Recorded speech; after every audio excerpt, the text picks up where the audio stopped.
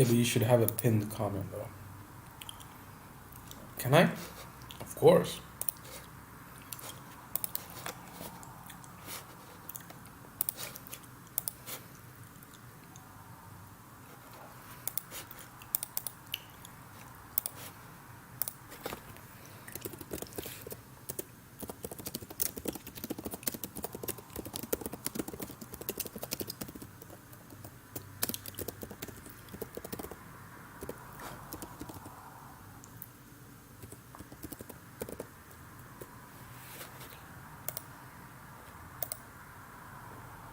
There you go. Perfect. Pinned. Let's go. Play.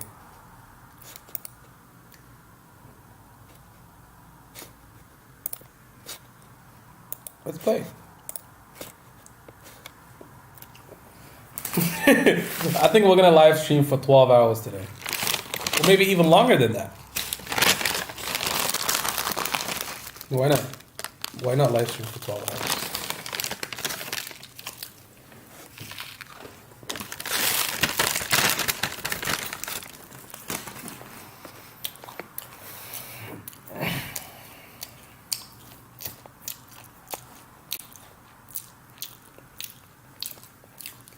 Because Romania was just some bitches, like.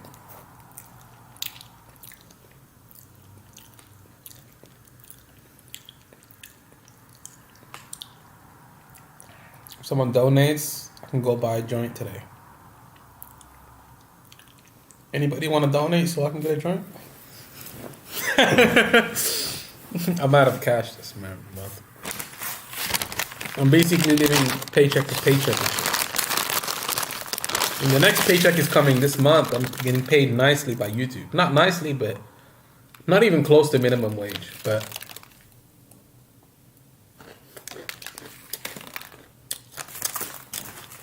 it's called secondary income.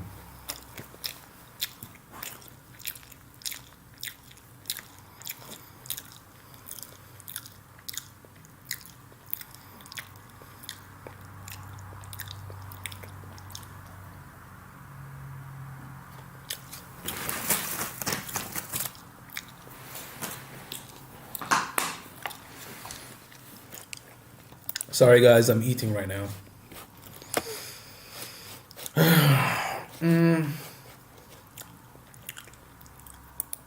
But yeah, our front lines are pretty fucked up.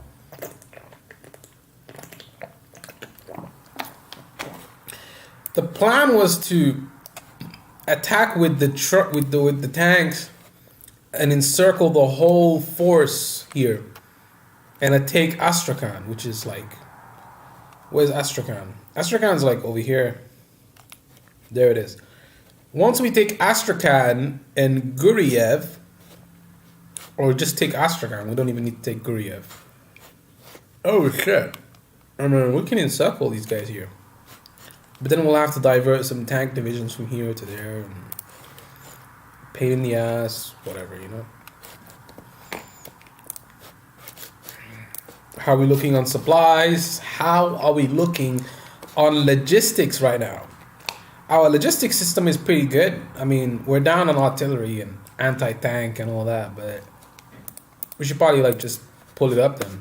And we should definitely decrease our conscription laws and go to limited conscription. National focus can be, I don't know, tactical war effort. Okay, that doesn't... Can we do that? Nope. No. I guess we'll go for, I don't know, army training maybe? Like, we need some more divisions, definitely, so. We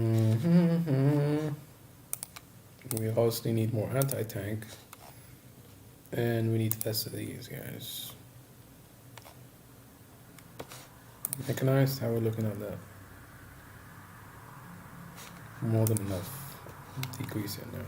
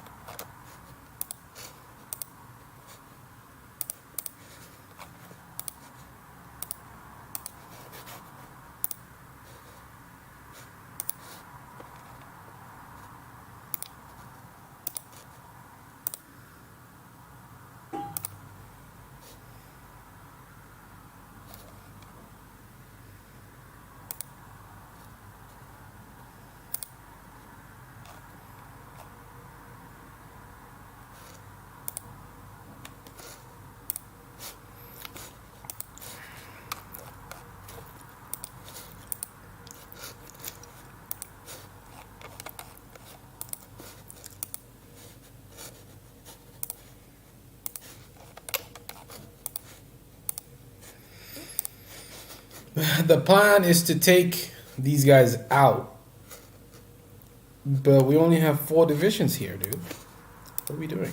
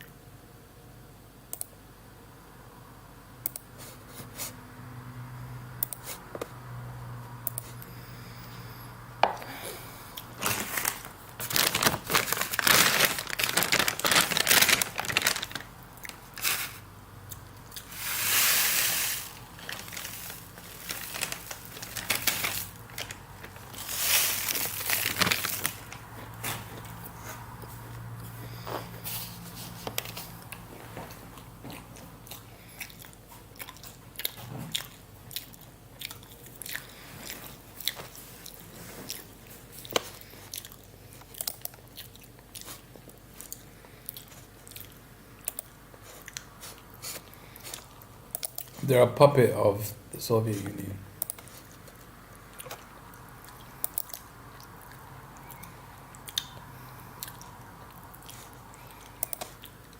Democratic.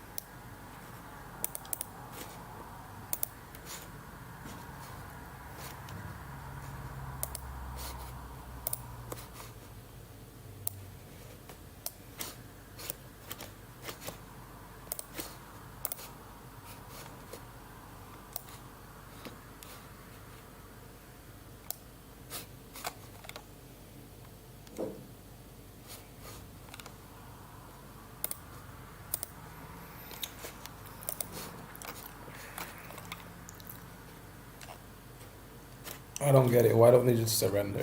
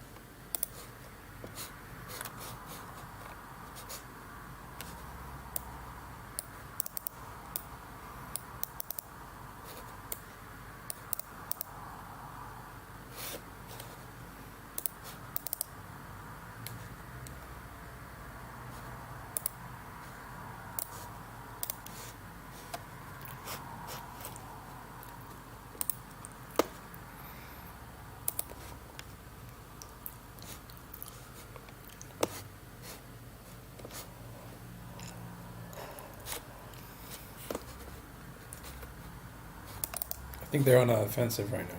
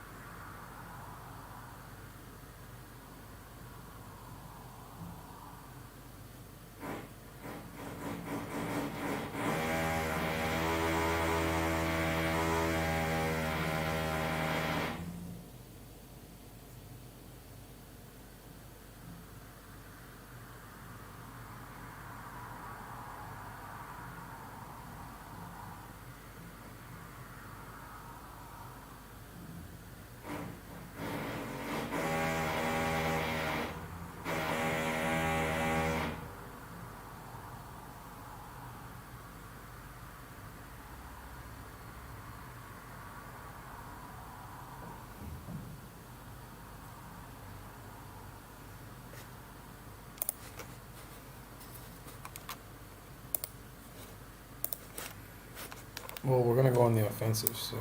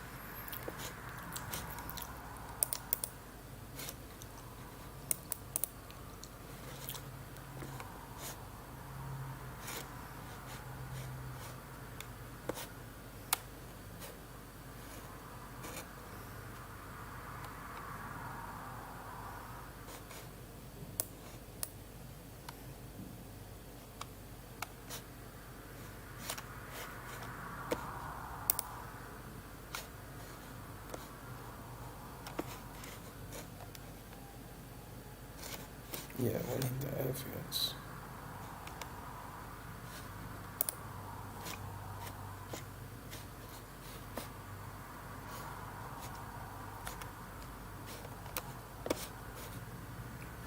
Oh, shit.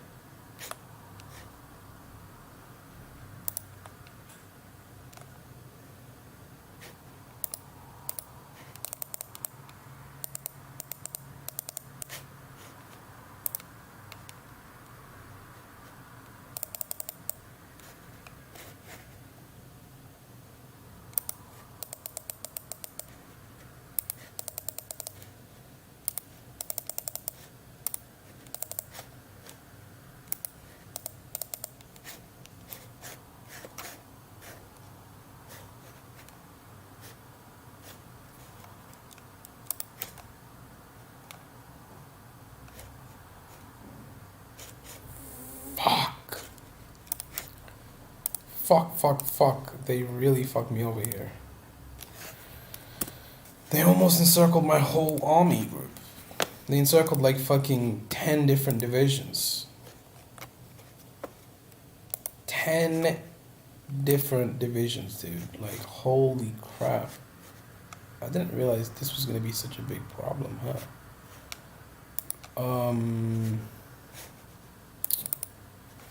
Yeah. We're gonna have to assign some divisions here. 6 divisions, huh? And yeah, we should definitely stop attacking. We're like overrunning our like front lines for sure. Stop attacking, go on defense.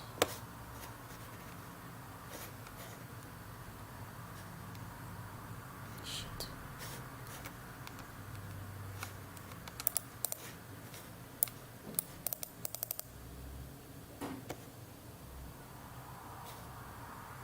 Shit! They're massing for a breakout here. Let's try to slow them down by counter-attacking at a different angle.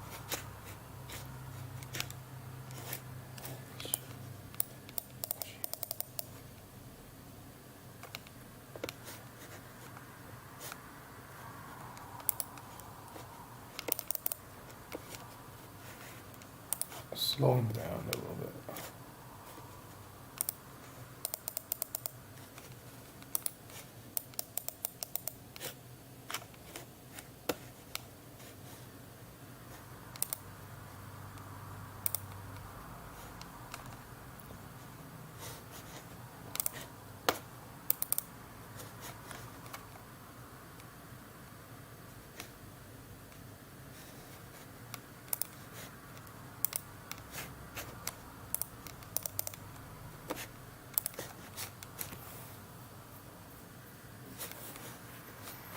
No, I mean they encircled a few divisions, but nothing substantial. We're still gonna attack them.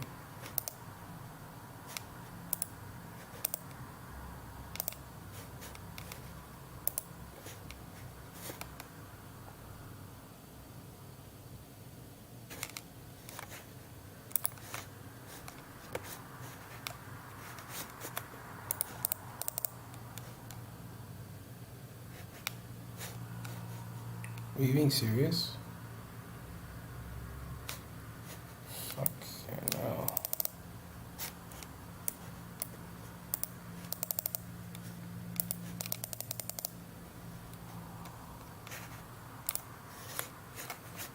You should be able to support.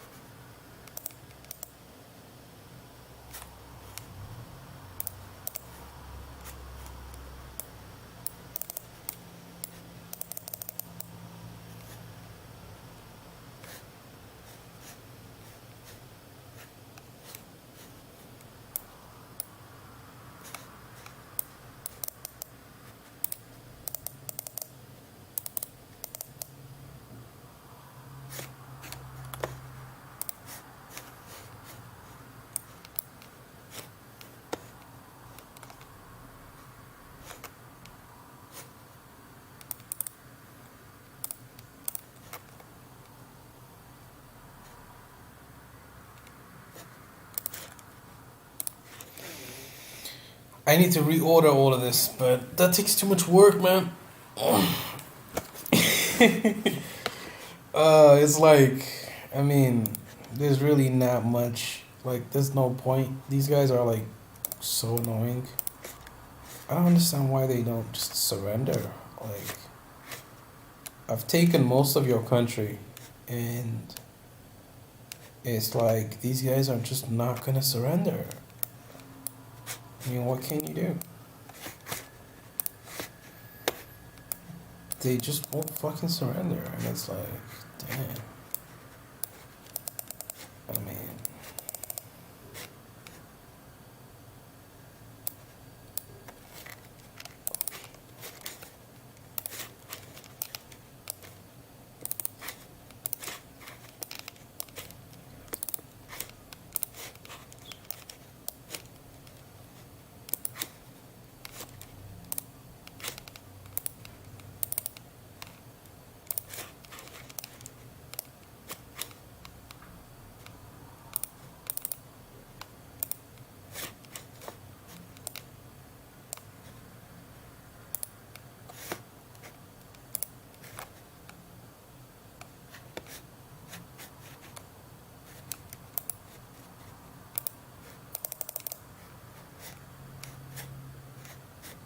they outrun their supply.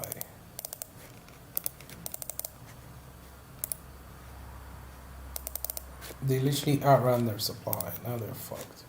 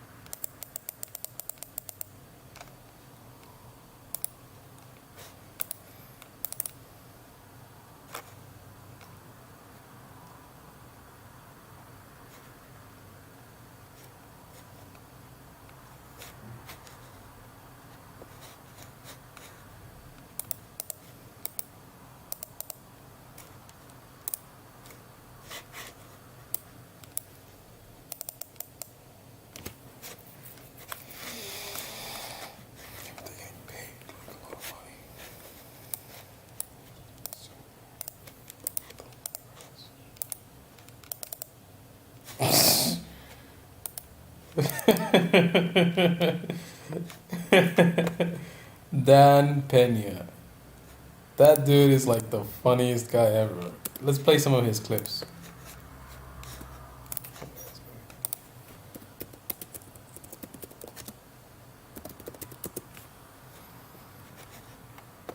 You just can't stop laughing. Like, it's great. There's no such thing as work-life balance. None. None. It's funny. Just fucking do it. Subscribe now. Most of the stuff that you Google fuck has been a waste of your time. Why? Otherwise, why are you here? People only come to me for one or two reasons: desperation or inspiration. And there's not an True. inspired one of you in the room. That's definitely true. And even though some of you that they say you're not desperate, you are. Otherwise, you wouldn't be here. I've said this a gazillion times. The world is flat, and I am the last town, the last bar, and the last town on the edge of the world before you go off the precipice into the abyss. What is he talking This about? is it. If you can't make this fucking thing work, you might as well, and metaphorically, because I never want anybody to kill themselves, metaphorically blow your fucking brains out. And yet some of you won't be able to do it. Why? You won't be able to do it not because it doesn't work, it's because you're not serious. And you would rather be liked more than you would like to be affected. He always says the same shit, like you'd rather be liked than affected. Oh, he always says that. It's not like without fail. Learn to be super successful. Subscribe to my channel, meathead. But he took it like a man. Didn't complain. Jordan never complained. I wanted to jump in the ring and just hit that little kid. Fucking break his fucking head. We had a little a woman and a little Vietnamese guy. It just made me think of when I saw you. And nobody was small enough to box the woman, except this little skinny Vietnamese guy weighed about 100 pounds. And I told the guy, it was, not that it means anything, Taiwan, fuck, and all this bullshit. And I says, take it easy on her. I didn't even think about tell her, take it easy on him. Never even dawned on me. She hit him with a left hook. Boom! He goes down like a ton of shit. Now the guy gets up, is pissed off. So now he works her over pretty good. But it never even dawned on me to say, that's all right, sweetheart, just take it easy on her. Boom! Boom! He went down. But Margot can really fight. And we happen to have two women, and they can really mix it up. But they both box. I asked her, one of the things in the forums is, we didn't ask if you had any boxing experience because it didn't dawn, But some of the kids can fight. Most of them can't. Now, they're not exactly like this, like in a schoolyard, but they can't fight. But, that little Vietnamese guy, he looked up at me when he was pulling himself off the fucking ground. And he says, okay. So then it was being nerved. In fact, we rang the bell early. Boom. Okay, what about Gerard? Yes, sir. This is more specific to something you just... Oh, specifics. When you say you look out here and you see no competition for the guys who are the heavy competitors, what is it exactly... This video was the funniest. Become something nobody thought you could be. This one was the funniest video. Hilarious. Okay, what else about Gerard? Yes, sir. I think he was lucky he came back after quitting. Well, he was embarrassed. He had nothing to do with luck. He was shamed.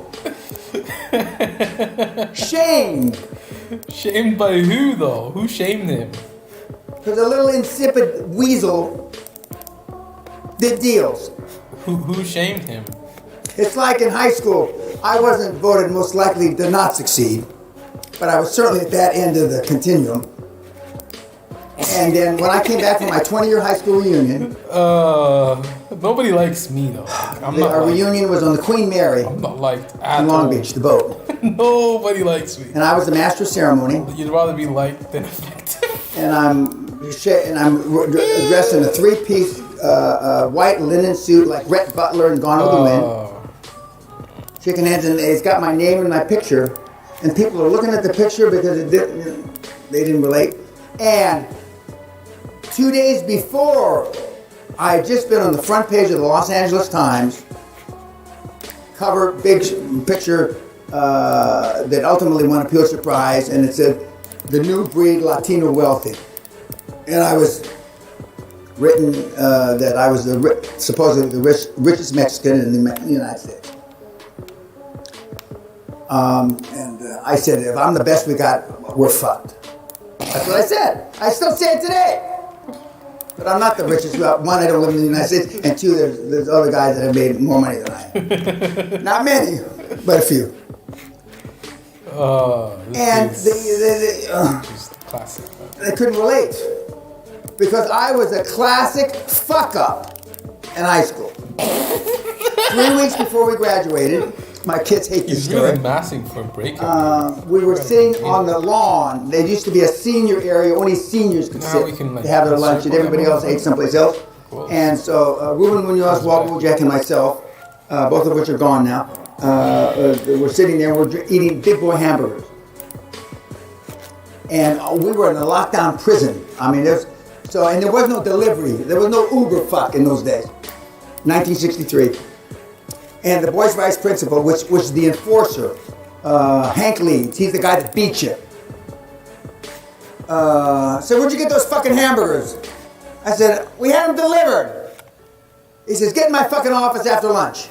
So we went to his office, and he gave us our diplomas. "Get the fuck off campus. We don't want you here anymore. You're not going to go through graduation." Why not? So at first blush, that sounded good. So we put our diplomas in our pockets, and we went down to a pool hall. Between our 9th, 10th, and 11th pitcher of beer, Walt Wojak, who was an intellect, he just died of cancer a couple weeks ago, said, "Martin Luther King just marched. I got a dream. We got our own fucking rights. They can't not allow us to go through graduation." Couple more pitchers of beer. Yeah. So we rolled back to school. We kicked in the door of the boys' vice principal. Kicked it in. Kicked it in, huh? Threw the diplomas in his face and said, "We got fucking rights. We're gonna do whatever the fuck we want." And I said, "And I'm gonna burn this motherfucking school to the ground." That's the kind of student I was. So when I'm on the front page of the LA Times as the richest fucker, supposedly, something's wrong here.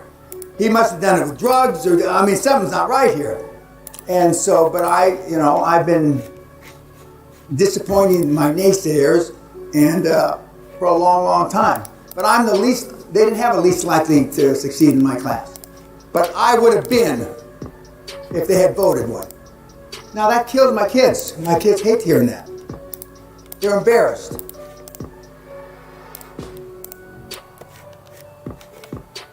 I won't tell you on camera what I used to run around with when I used to be part of Siemens.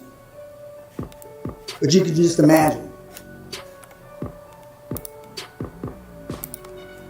I have never been anything other than against the grain.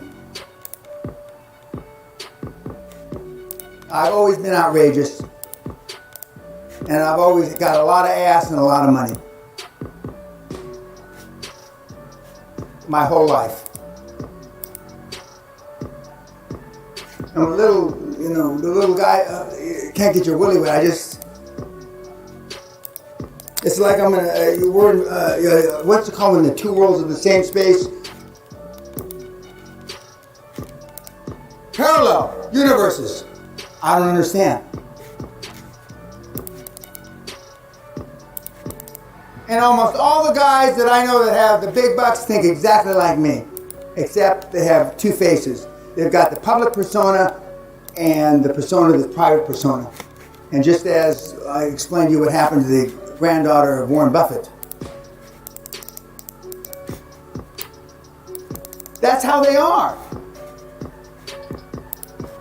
So somebody on your board better be a tough motherfucker, or they're going to take it away from you. Remember I told you about the chairman, the CEO, and the CFO in Starbucks? That's happened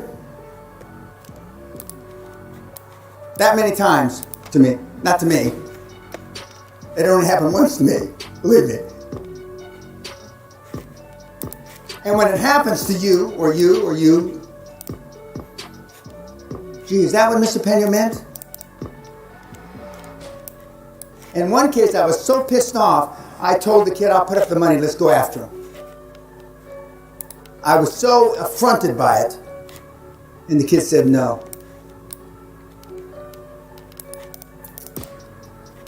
I'll put up all the money. The kid said no. Why? I've never offered to put up all Why the did he money say again. no? I was, boom. I was like an atomic bomb went off in front of me. I couldn't believe it that the kid said no. Why did he say Because no? normally you don't fight because you don't have the money. I'll come with the lawyers and I'll come with the money. Let's get him. I still remember him saying, as he walked away from me with his tail between his legs, I don't have the stomach for it, Mr. P. I'm sorry to disappoint you. I just can't do it. They don't have forces to muscle. Are you fucking kidding me?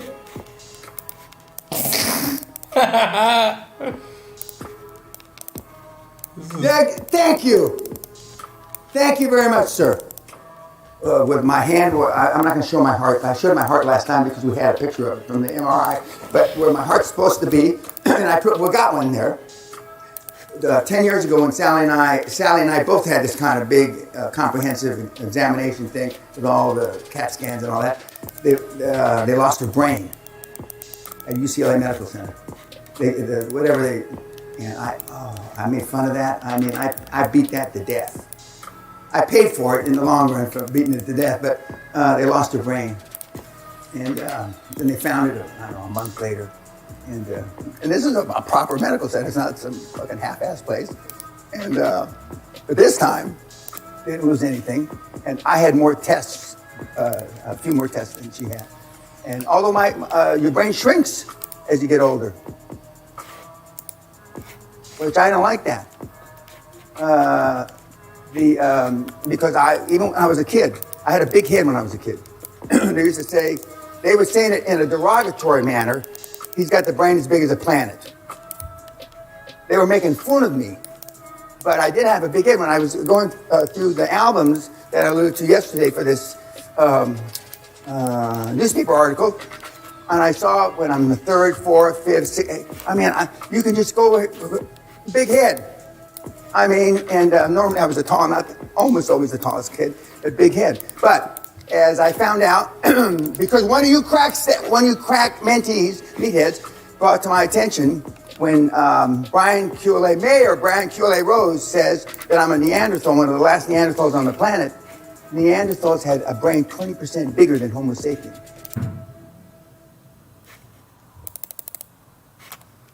So even though they're trying to make fun of me, Neanderthals had brains 20% bigger in volume.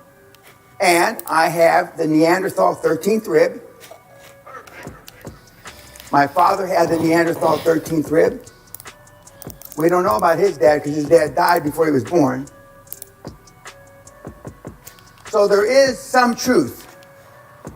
And I certainly think like a Neanderthal. So, big brain, and my brain is bigger but it's shrunk a little. In the which the doctor said that's okay. Just shrunk. It just shrunk a little teeny bit, half a centimeter. I didn't like that, but my brain's bigger than it anyway. So, last night you saw Nick. Oh, Stephen. Which I told you I saw him in Bangalore, India, shortly before he announced he had cancer. Dancing on a dance floor by himself. Just, I don't know if he was on something. He looked peaceful, that's for sure. And there's no doubt, this is the second or third movie about Steve that's come out. There's another one coming out. And the longer you're dead, the worse the movies are.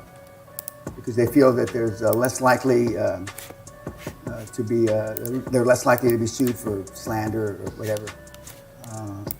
So this one is kind of a middle of the road. What are your takeaways about Steve's life? Just in the back. He would never take no for an answer. That's an understatement. And, if I can make a special note that I'm aware of, when I interviewed for a job at UT Memphis, I was talking with the chairman and said, well, I'm glad to have the interview here. This is where Steve Jobs had his transplant because he had cancer in his liver. And the chairman shook his head, like, he went everywhere in the country to find a place where he could have that. Yeah. Yeah. Even though there is no cure for arthritis, the inflammation, I've gone to at least 100. At least 100. So why would you go to 100? Cancer, not cancer, arthritic centers, full life, every place. Because that's the only thing, the only malady I have is I have arthritis. I don't have the crooked kind of arthritis, but I have arthritis. My dad didn't have arthritis, but I do. And I'm going to live long enough that there's going to be a pill for arthritis, I pray.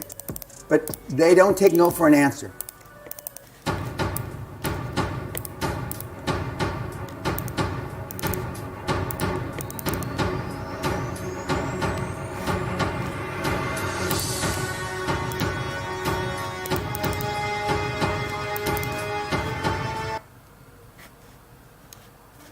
Your life is short and it's troublesome.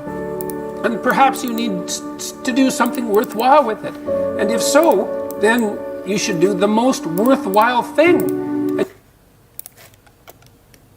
I'm good. I'm not gonna listen to that dude. That dude is like the worst. I just don't like him. Why don't you like him? Because he's just... Okay, what else about Gerard? Yes, sir. Fucking I think opportunist. he was lucky I'm he jealous, came but- back after quitting. Well, he was Jealous, embarrassed. He had nothing to do with luck. He was shamed. This is funny. Shamed. Because a little insipid weasel did deals. What's he talking about? It's like in high school, I wasn't voted most likely to not succeed, but I was certainly at that end of the continuum. And then when I came back from my 20-year high school reunion, our reunion was on the Queen Mary in Long Beach, the boat. And I was the master of ceremony. And I'm dressed in a three-piece white linen suit like Rhett Butler in Gone with the Wind. Shaking hands, and it's got my name and my picture. And people are looking at the picture because they didn't relate. And 2 days before, I had just been on the front page of the Los Angeles Times, cover, big picture that ultimately won a Pulitzer Prize, and it said, "The New Breed Latino Wealthy." And I was written that I was supposedly the richest Mexican in the United States. If I'm the best we got, then- I said, if I'm the best we got, we're fucked. That's what I said. I still say it today. But I'm not the richest. Well, one, I don't live in the United States, and two, there's other guys that have made more money than I am. Not many, but a few. And they couldn't relate because I was a classic fuck up in high school. 3 weeks before we graduated, my kids hate this story. We were sitting on the lawn. There used to be a senior area, only seniors could sit to have their lunch, and everybody else ate someplace else. And so Ruben Munoz, Walt Wojak, and myself, both of which are gone now, we're sitting there and we're eating big boy hamburgers. And we were in a lockdown prison. I mean, and there was no delivery. There was no Uber fuck in those days. 1963. And the boys' vice principal, which was the enforcer, Hank Leeds, he's the guy that beat you. Said, "Where'd you get those fucking hamburgers?" I said, "We had them delivered." He says, "Get in my fucking office after lunch." So we went to his office, and he gave us our diplomas. "Get the fuck off campus. We don't want you here anymore. You're not going to go through graduation." So at first blush, that sounded good. So we put our diplomas in our pockets and we went down to a pool hall. Between our 9th, 10th, and 11th pitcher of beer, Walt Wojak, who was an intellect, he just died of cancer a couple weeks ago, said, Martin Luther King just marched. I got a dream. We got our own fucking rights. They can't not allow us to go through graduation. That's right, but A couple more pitchers of beer. yeah, you do have rights. Yeah. So we rolled back to school. And we kicked in the door of the boys' high school. Kicked it in. Kicked in the door. Why? Threw the diplomas in his face and said, we got fucking rights. We're going to do whatever the fuck we want. And I said, I said, and I'm going to burn this motherfucking school to the ground. That's the kind of student I was. So when I'm on the front page of the LA Times as the richest fucker, supposedly, something's wrong here. He must have done it with drugs, or I mean, something's not right here. And so, but I've been disappointing my naysayers, and for a long, long time.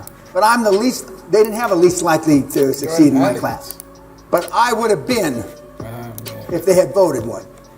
Now that kills my kids. My kids hate hearing that. Small time. They're embarrassed.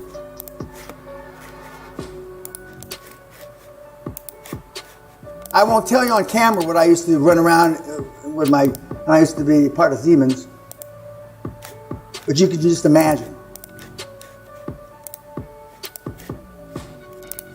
I have never been anything other than against the grain. I've always been outrageous. They need to surrender.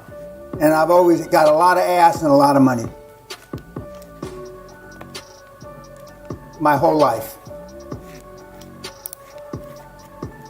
I'm a little, the little guy, can't get your willy wet. It's like I'm we're in, what's it called when the two worlds are the same space? Parallel universes. I don't understand. And almost all the guys that I know that have the big bucks think exactly like me, except they have two faces. They've got the public persona and the persona, the private persona. And just as I explained to you what happened to the granddaughter of Warren Buffett, that's how they are. So somebody on your board better be a tough motherfucker, or they're going to take it away from you.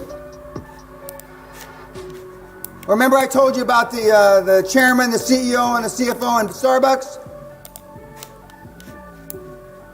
That's happened that many times to me. Not to me. It only happened once to me, believe me. And when it happens to you, or you, gee, is that what Mr. Pena meant? In one case, I was so pissed off, I told the kid, I'll put up the money, let's go after him. I was so affronted by it, and the kid said no. Why? Why did he say no? I'll put up all the money. Only like one person wants you. The kid said no. I've never offered to put up all the money again. I was, boom. I was like an atomic bomb went off in front of me. I couldn't believe it that the kid said no. Because normally you don't fight because you don't have the money. I'll come with the lawyers and I'll come with the money. Let's get him. I still remember him saying, as he walked away from me with his tail between his legs, I don't have the stomach for it, Mr. P. I'm sorry to disappoint you. I just can't do it. Are you fucking kidding me?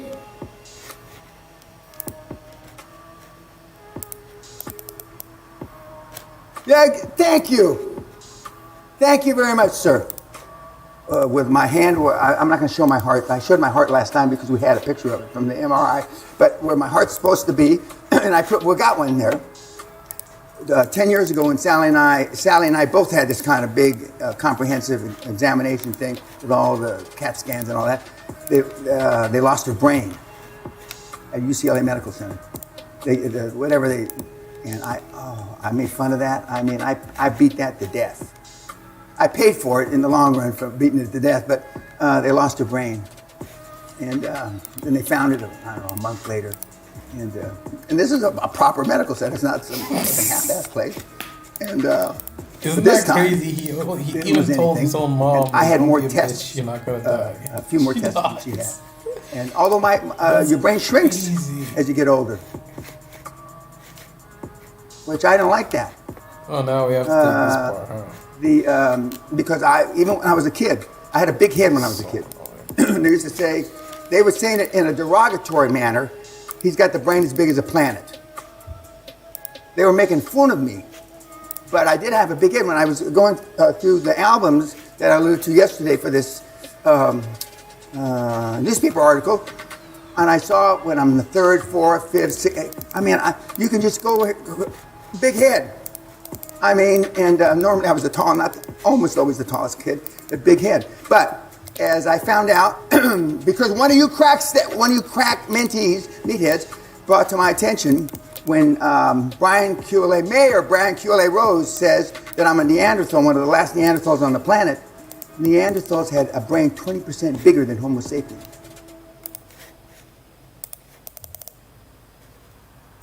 So even though they're trying to make fun of me, Neanderthals had brains 20% bigger in volume.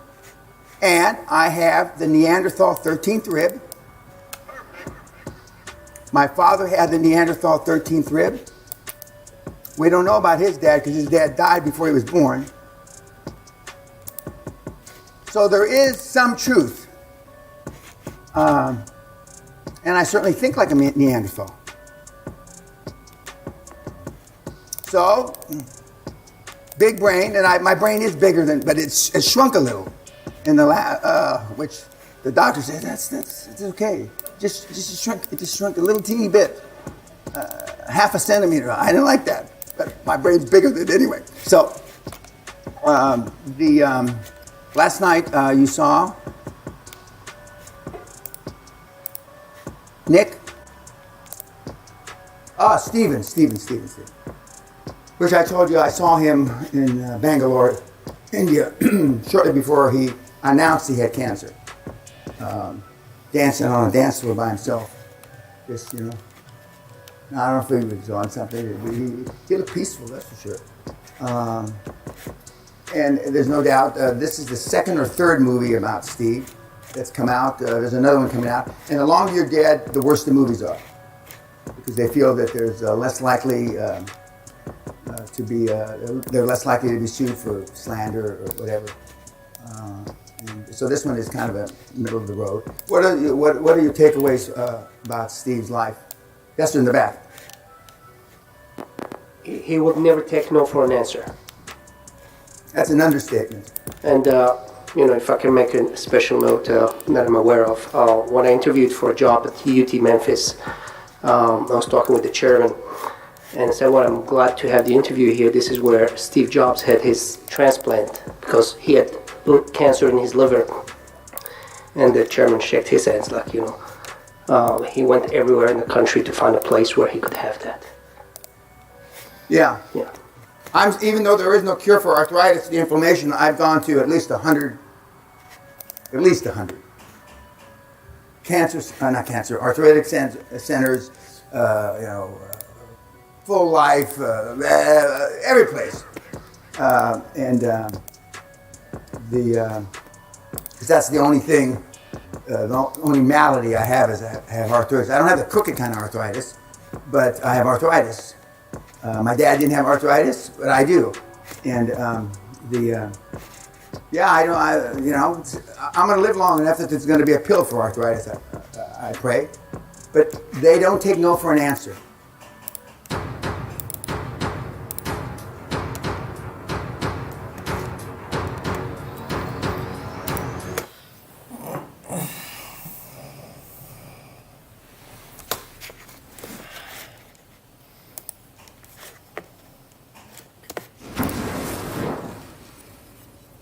You know, I had a chip on my shoulder bigger than this stage. People that know me.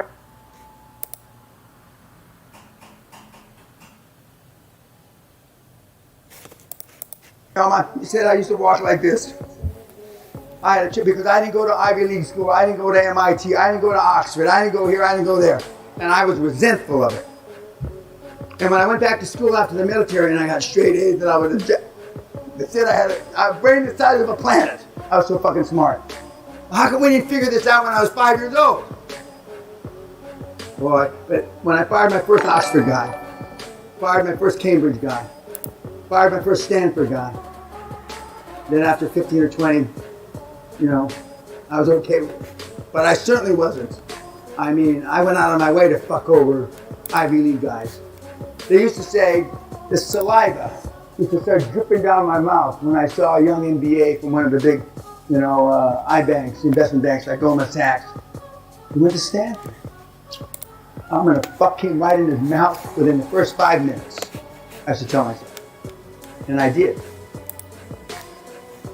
And I did. But now, I still get a chill talking about it, but I don't do that because I'm a kinder, gentler guy. But you gotta have something to motivate you. Some of you say it's your kids. Some of you said maybe it's, I hope it's not your wife. But some of you know, you can always get another old lady or another husband. And, but I used to think of the 3 kids. I did. Now the kids don't like to hear that. Why are we there, Daddy? Because you influenced me. Hey, well, we did get a. They'll say under the comment. Bad influence, you know, it's an exciting project, and it's not exciting. That's not the right word. It's more interesting for me to be on a board, and right now I'm reducing boards. I've reduced my board about 50% in the last couple of years. That, you know, is a firecracker that gets shit done. And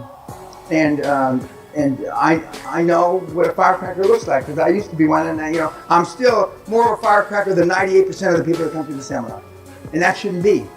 But I still have that teaching qualities and mentor qualities, blah blah blah, and that's why, you know, people come still at my age.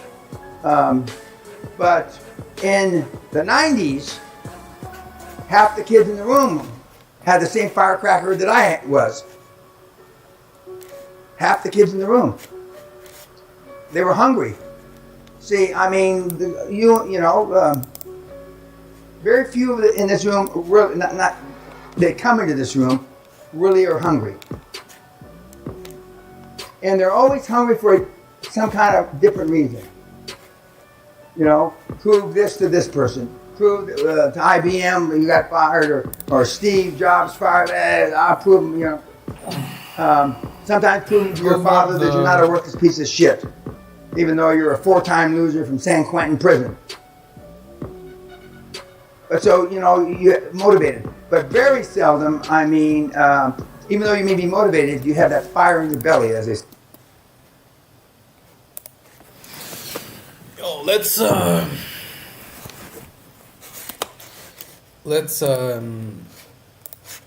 go to YouTube, and then let's go to analytics. We gotta monetize the video.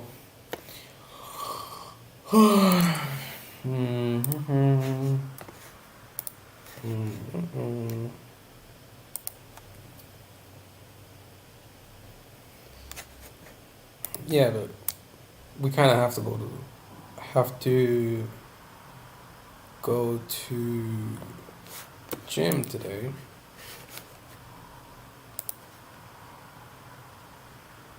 Do we have to, or are we choosing to?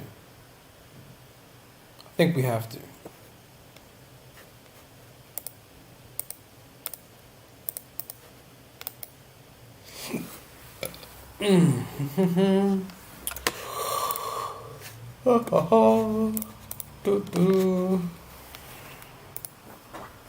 Now what do we do now? What was it? Because I gotta go grab a few. Oh shit, okay, we already encircled a few people. Oh. Bro, we've already taken Moscow. Like, Moscow's here, right? Central Russia's gone. Arctic Russia is being taken off by. And the northern Scandinavia is like.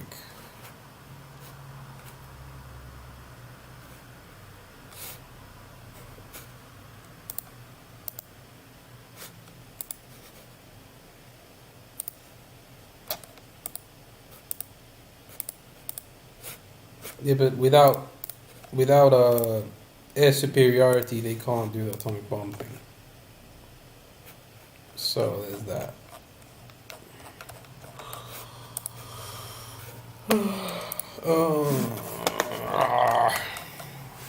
What's Travis Gotti talking about these days? Square up a little bit. I'll eat. That dude is like crazy. He's still not making it on YouTube though. Isn't that crazy though? Like, people put everything they have into a YouTube channel, but it still don't go viral.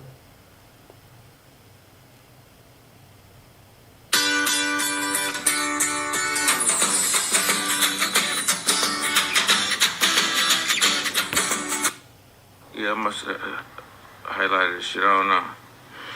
But, yeah, man. But this Travis Gotti, host of Travis Gotti Boxing. Let's get some likes on this video. You know, I know you can't give $500. You might not even be able to give $100. $20 might even be asking for too much for 90% of y'all. I'm aware of that. You know, but can I get a like? Can I get a like? Can I see this video get at least 20 likes? 19 likes. Just some likes. That you agree. The videos ain't getting no likes though, bro.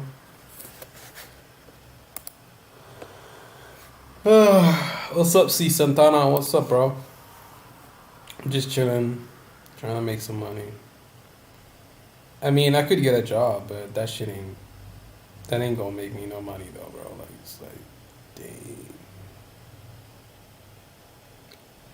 Give her money. Remember that Vegan Gains dude? Like, he gets paid like hundreds of bucks in live streams. He's just better than me at that shit, but I think sooner or later I'm gonna have to get a job and just swallow my pride. just get a job.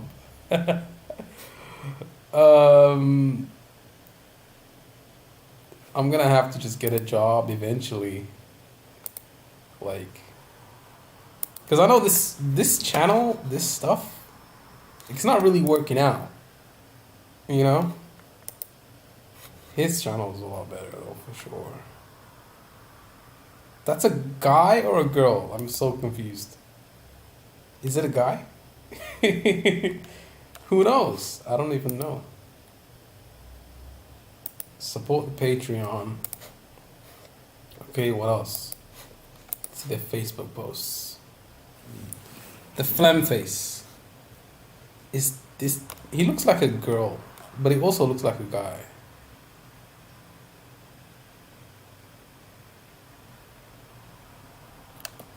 Enough to sustain myself. It would be excellent to be able to do this full time, and hopefully, if I work hard enough, I can gain the support.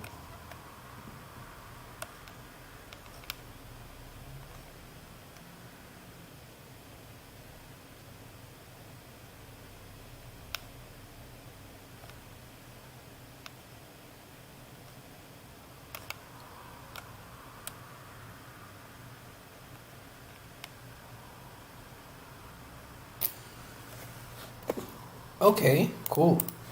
Now what about, this is a girl. It's a girl.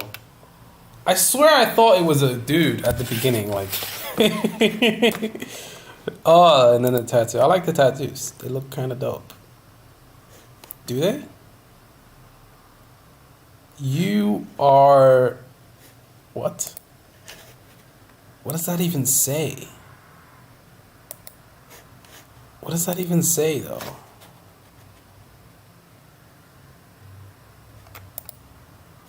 Would you say that she's attractive? I don't know, like, Is she attractive? Who knows? Who cares? Who gives a fuck? Let's charge the laptop, baby. But I can't be bothered to get out of bed, like, and get up. That's the thing. Lazy, bro. You're lazy, bro. I know I am. I mean, I'm kind of lazy sometimes, but let's see. Okay. I want to become vegan. Vegan debates public. Okay. My opinion on milk-free Monday.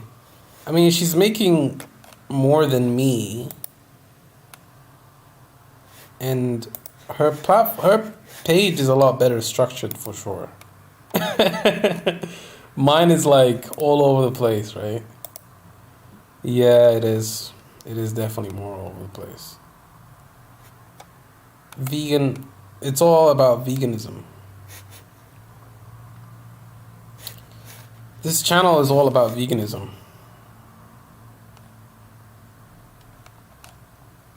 Yeah, but they're only going to talk about people that are relevant, though, right? Mate, is it tiring, like, using your brain and, like, thinking through things and trying to, like, understand, like, whether or not... Isn't she Australian? That'd be, like, a good thing to. And childish, coming from this dude who makes butt and penis jokes every 5 seconds. My...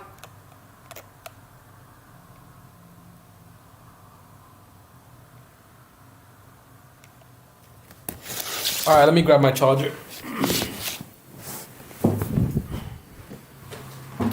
I think I'll go to the gym.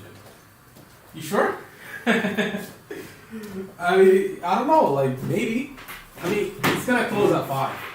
So I don't know I don't really see the point of it. I mean, I would support her Patreon if I had money. You know what I'm saying? I mean, if I'm rich, maybe then I'll do it. But also, you need to know the value of money. Like, that shit is like, the value of money. Like, money has a lot of value. You shouldn't pay for something just because you have the money. You shouldn't pay for something just because you're rich. You shouldn't just give people money. That's stupid. Like, it doesn't make a lot of sense. Because then you're just giving out handouts, which is kind of strange.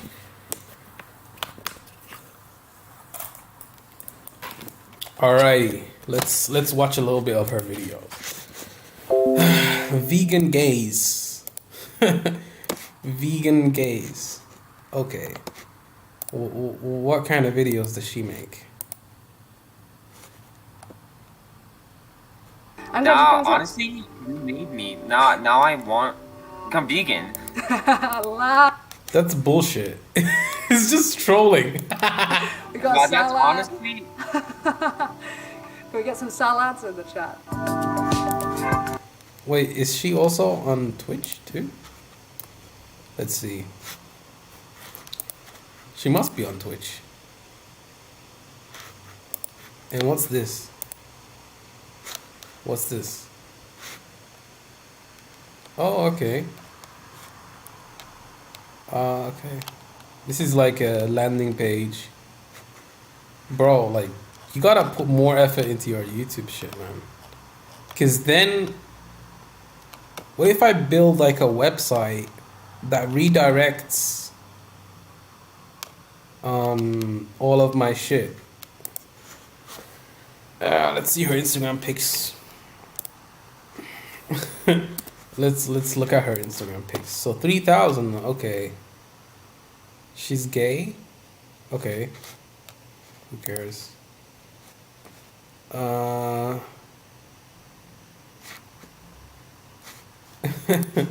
TikTok. I don't know. I mean, she just looks average to me. And then there's like a bunch of memes. Just a bunch of memes on her page.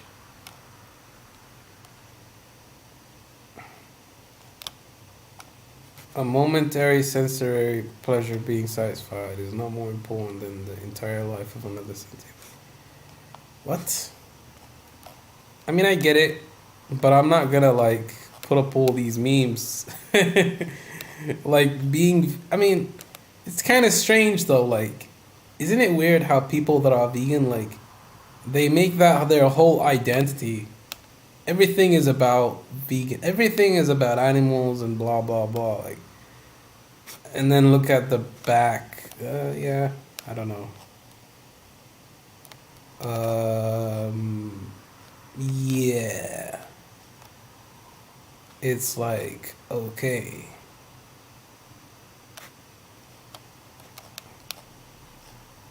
I think it's like super annoying. Wait, 81 likes. Alright, cool. Alright, whatever, Ellie. What now? Now we can just browse YouTube. See what's up. How to stay motivated. Okay. Can we get some salads in the chat? I mean, I gotta admit it, though. Like, these motherfuckers know how to make videos better than me. That's for sure. But it's like, okay. Can we listen to You know, I had a chip on my shoulder bigger than this stage. Huh. People that know me all my said I used to walk like this. I had a chip. I mean, I guess, you know, but isn't it crazy though? Like how much work you gotta put in to get viral on YouTube. It's like, damn. So many fucking videos and shit that you gotta put out. Fuck the comments, dude. Don't read that shit, man. I'm not reading that garbage. I'm not reading the comments. They're like so annoying. They're like, the comments are like super fucking retarded. But the videos are kind of low effort.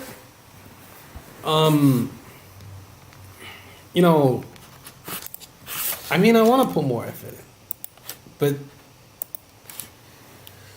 I don't know, maybe I'm overanalyzing everything. And maybe I should just go back to sleep. I'm a little bit tired. I'm a little bit worried in the tooth right now. Oh, my days, dude. Fuck, you know. I've been having nightmares too. Like, I had a weird nightmare last night. It's like super weird nightmare.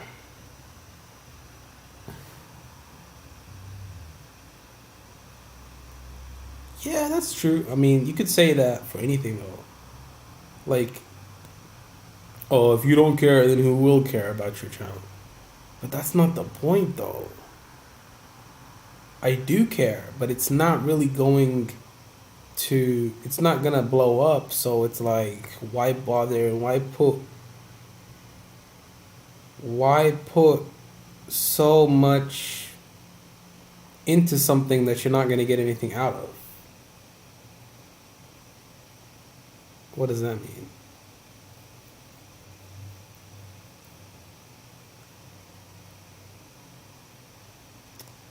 They're not gonna do that, man.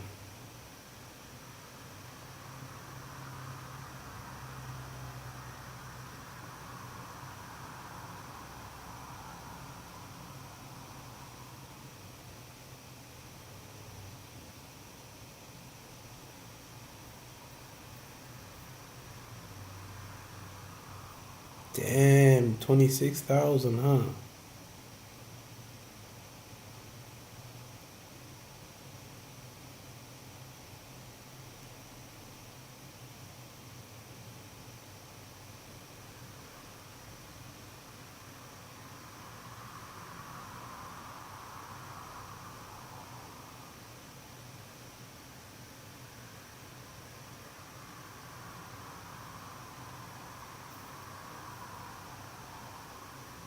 They're not gonna listen to us. Lobbying the I mean, the government is the main problem, but There's always gonna be problems though. Like, there's always gonna be people that criticize, um, that criticize everything. Some people are always just gonna be miserable. They're never gonna be happy with anything, you know.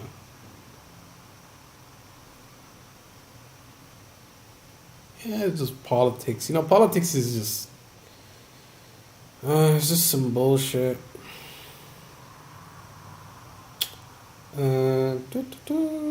What now? Maybe we could play more Hearts of Iron. Kind of bored. I'm bored, bro. Like, what am I gonna do now? I've already taken over Russia. Russia's already taken care of. So now what?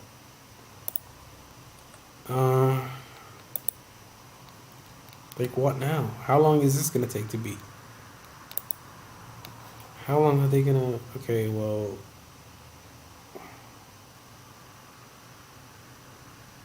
What?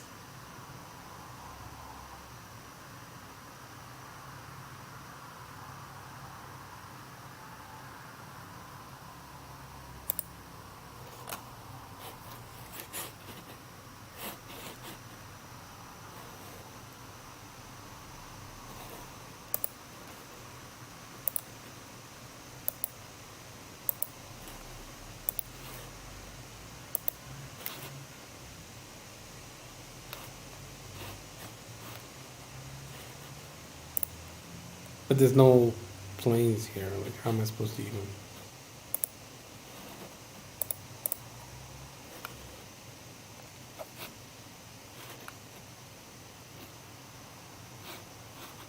That dude is like the worst fucking teacher ever. He's hilarious as well, though. Like, nah, I just left. I mean, what was I supposed to do? The dude tells me to kick. He kicks me off the group, and then I'm like, okay, now what am I supposed? I mean, I guess I could complain to the principal, but it's like, dude, it's only like 1 credit or something, so I didn't really give a fuck. But at the same time, it's like, what? What do you do when you realize that it's like just so impossible? It's just impossible to get people to like you. You know, that's just some. You're gonna be pissing in the wind. You're just gonna be pissing in the wind, man. Literally, that's all. You're just gonna be pissing in the fucking.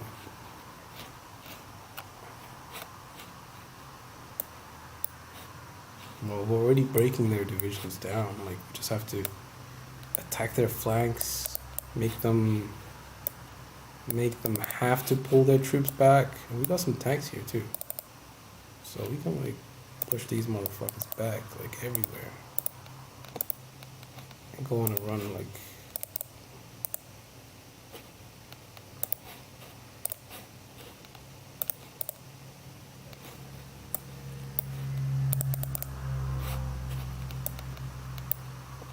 And then just mask for a breakout.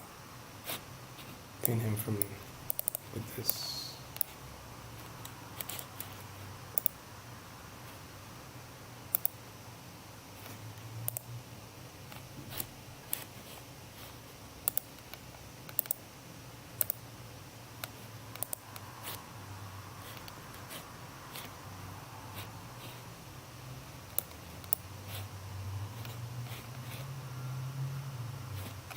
We're not gonna attack in the north. Like, what's the point?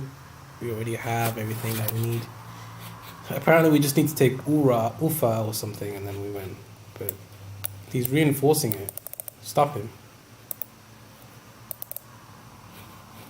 No, stop him. You can't let him reinforce it. These guys need to fucking surrender. Like soon.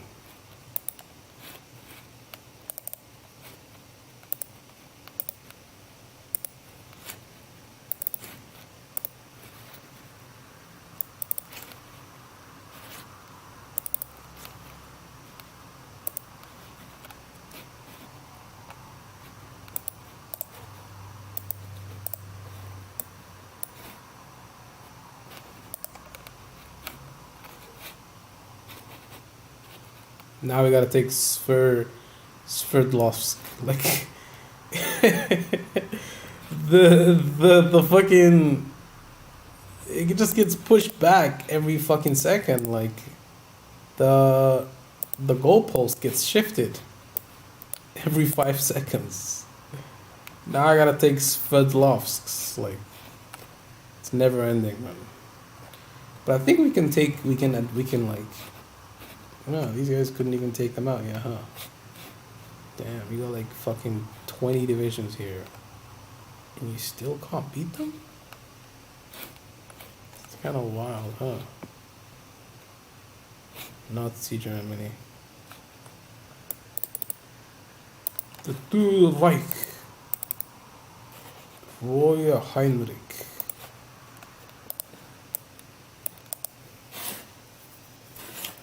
The Third Reich, the lawyers Heinrich.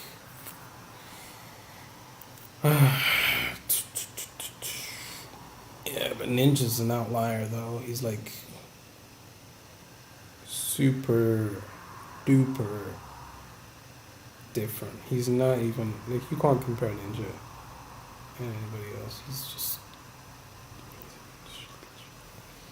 it's like comparing KFC to fucking it's like comparing KFC to a local fish and chicken shop. Like, come on, man. It's not even close. Not even close.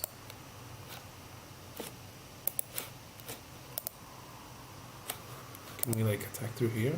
Or?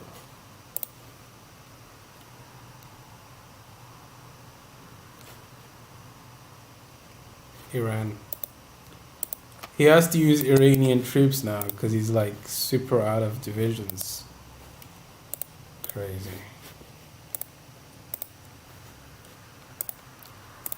I'd say train like what? 5 divisions?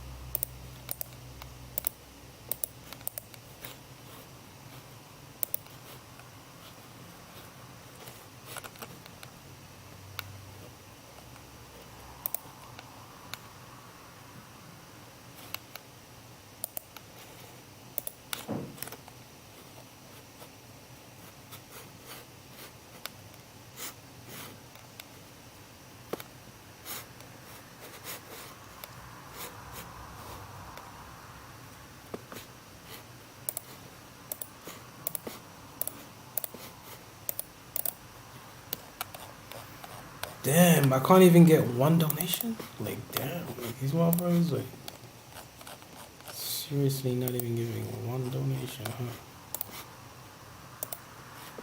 Crazy. Can't even get a single donation. Not even one. I can't even get one. It is what it is. What can you do? There's nothing you can do, baby. There is, but, you know.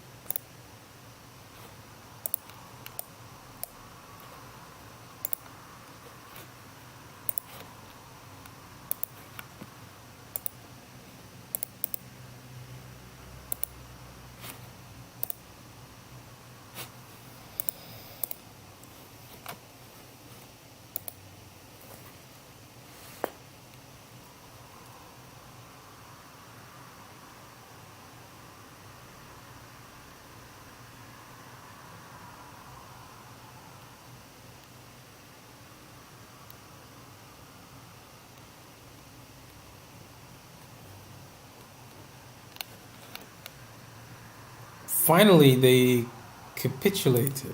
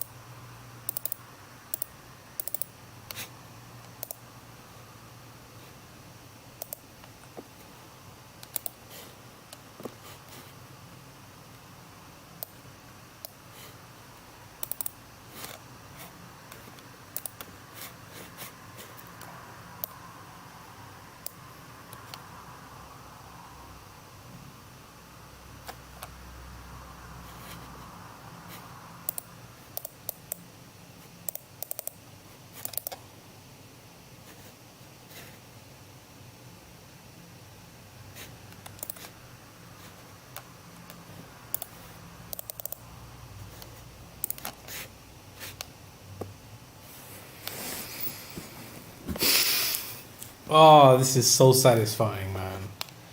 They finally took over Russia. I think we'll take Sweden too. Why not? Take out Sweden, right? Why not? We can take Sweden just like that.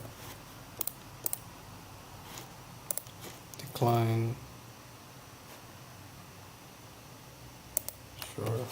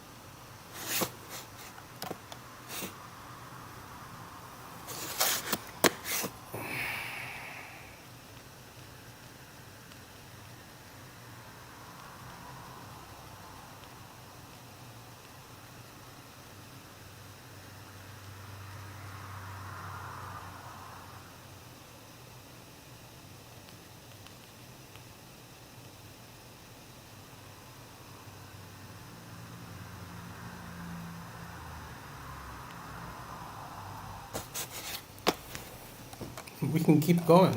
I mean, we control just like the rest of us. You know what I'm saying? Like, let's go. Let's troll. I mean, I'm.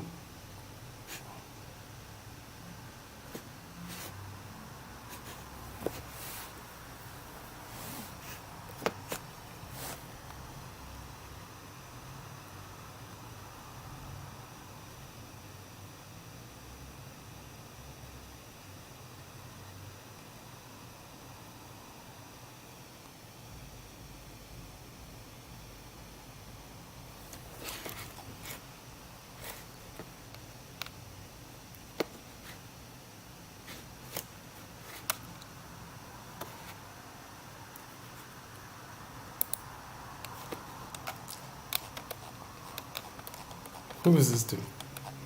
He came to me talking shit. Like, I mean, that's cool. Uh,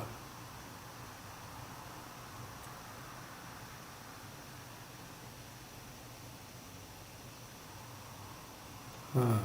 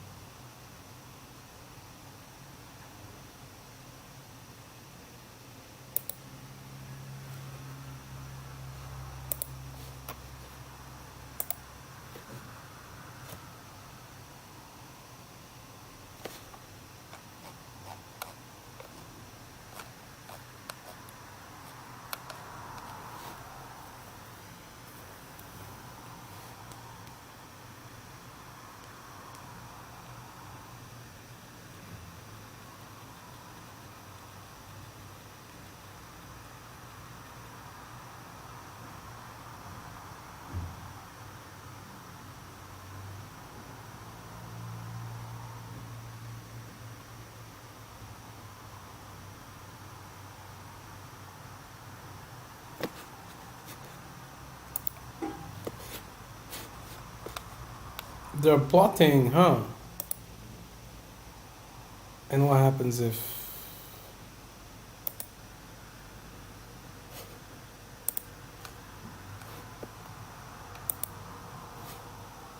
What's gonna happen if I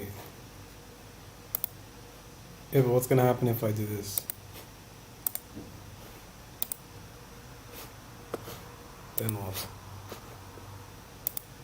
Who knows? Maybe they'll just do some crazy shit.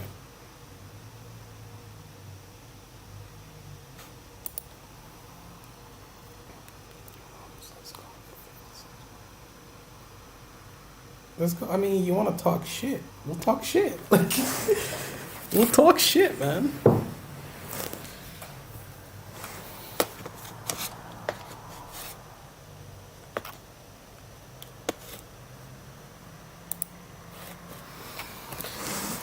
Elements of the Wehrmacht have executed Operation Valkyrie, the contingency plan for major civil unrest. Army units have surrounded a number and attempted to arrest.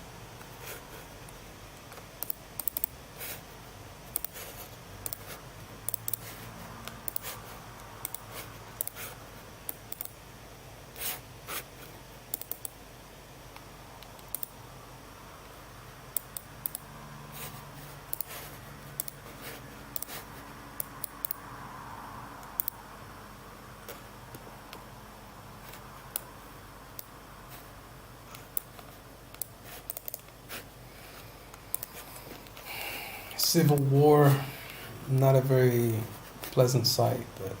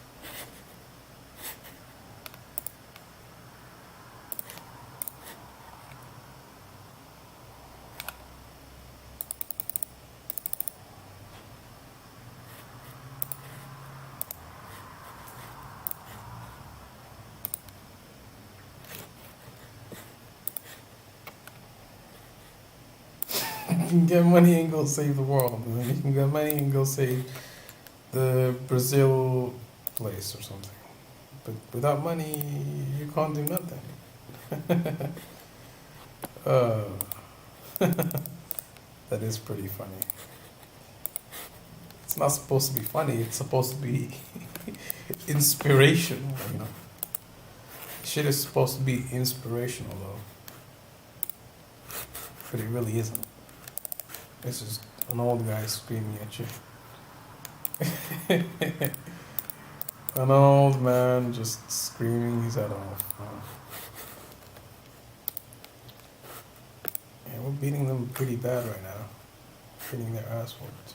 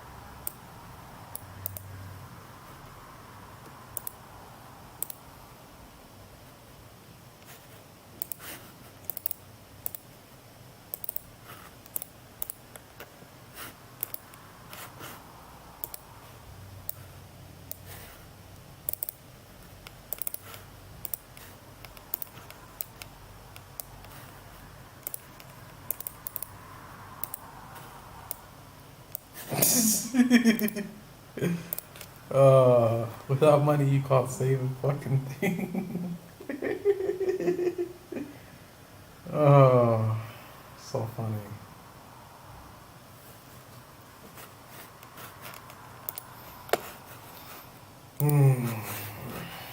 What do you guys want? You want me to put the face cam up? Why? Seems like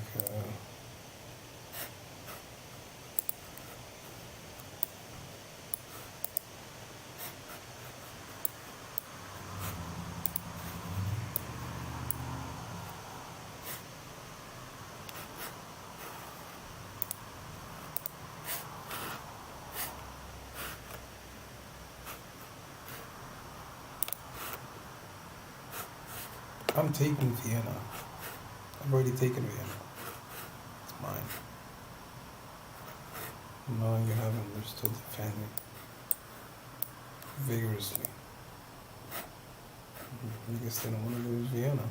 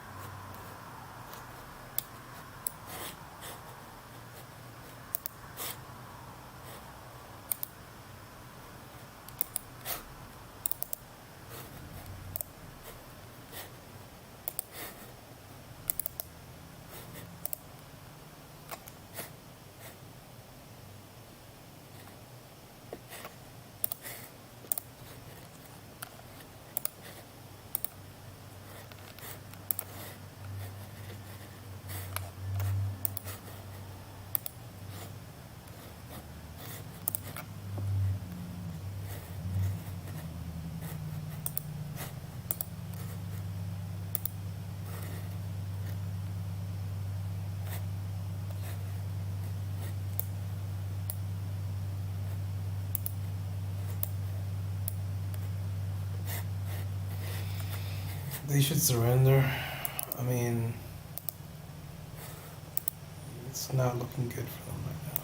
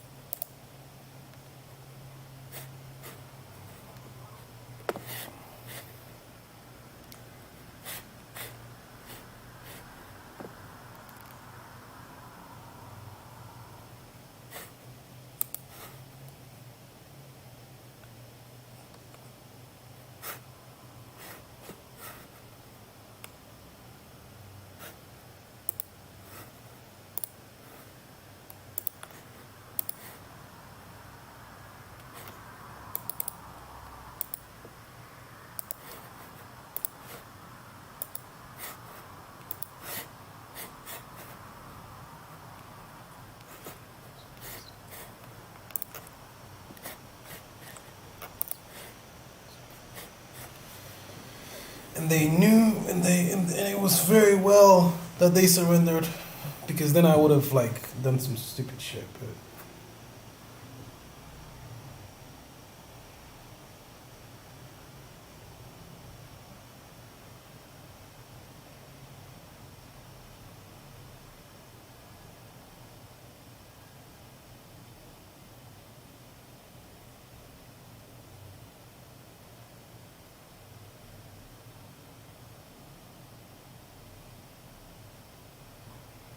should I do a vlog?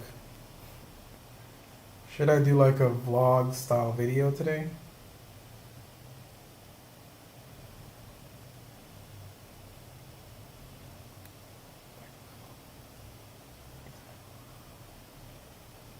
Or maybe I should go do a vlog today.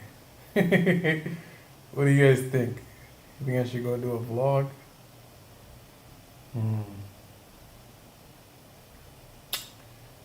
I mean, sure, but it's like, okay, maybe we need to like do some shit. But what I don't get is, why don't I get any donations? Am I a hater or like, what is it? Okay, another copyright claim. Today. Yeah, another one just came up today. But that was for some other shit.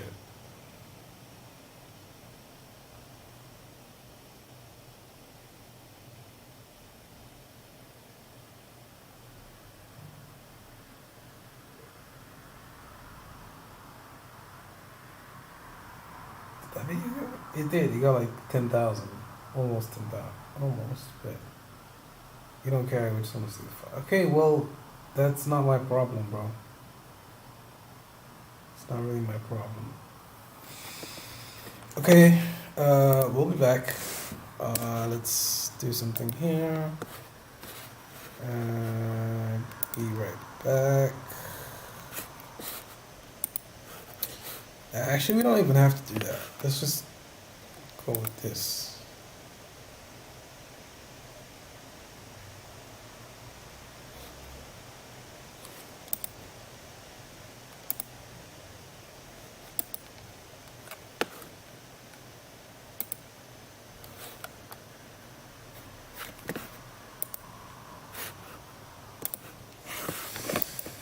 I'm gonna be back, guys. I just need to make my food, blah blah blah. Let's sit down. It's probably more comfortable, right? You can even watch Breaking Bad in the background while we're playing video games. Seems like a great idea.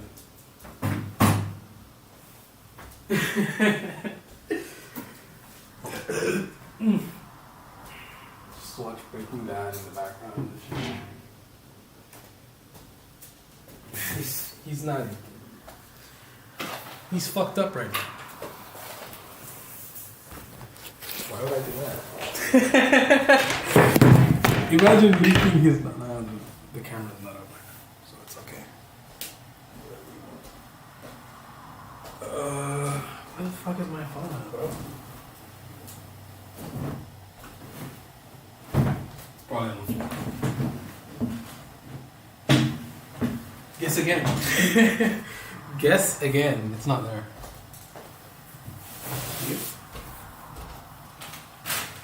Perhaps. That's not gonna get him a job though. Like if you do a fucking business degree, you think that shit's gonna get you a job? You know how hard it is to get a job even if you have a degree in fucking IT? It's hard enough as it is. It's already hard enough. Like how so you're just gonna get a job in business, okay. But that degree's garbage. It does nothing for you. It's better than having no degree, right? I guess. Not really. You can forget about that.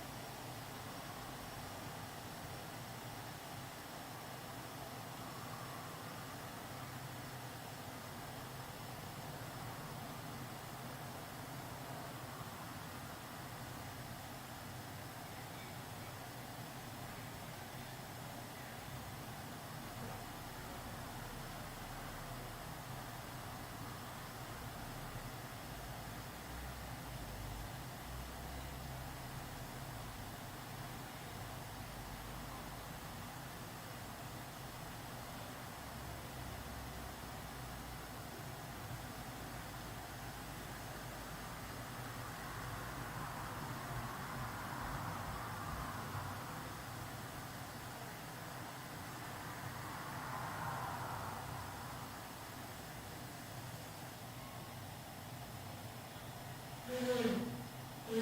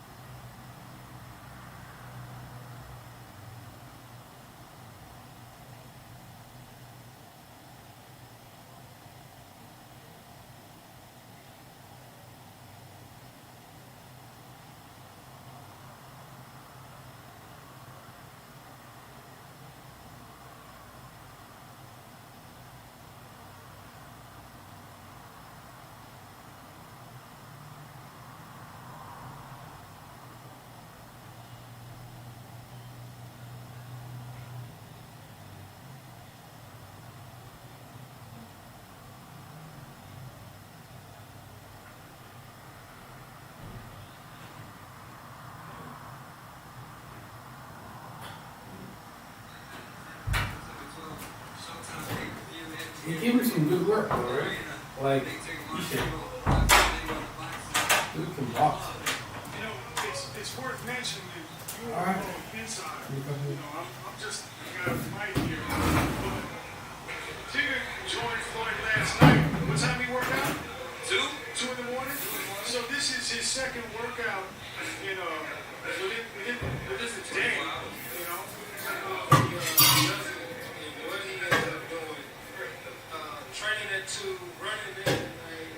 I ran late at night one day this week, and I was dead. I was like, oh my God, I'm dying with training. So he's truly, like, out of everybody's camps I've been in, he is the hardest worker I've ever seen. Johnny's hanging in. He's hanging in. It's going to be rough. These rounds are long. He's going to turn it up. He's got to hit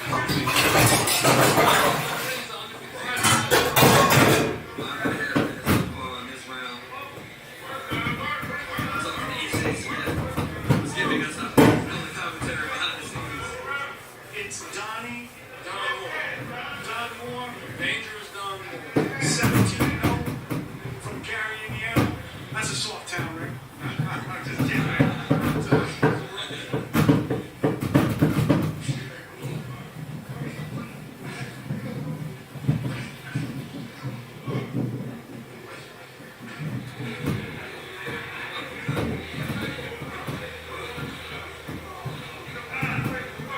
Is there a punch? I talked about the lead left hook before. Is there a punch you regard as the most dangerous? No, that hook is dangerous. He's just so sharp. Everything is so sharp. You have to bring your best when you spar him.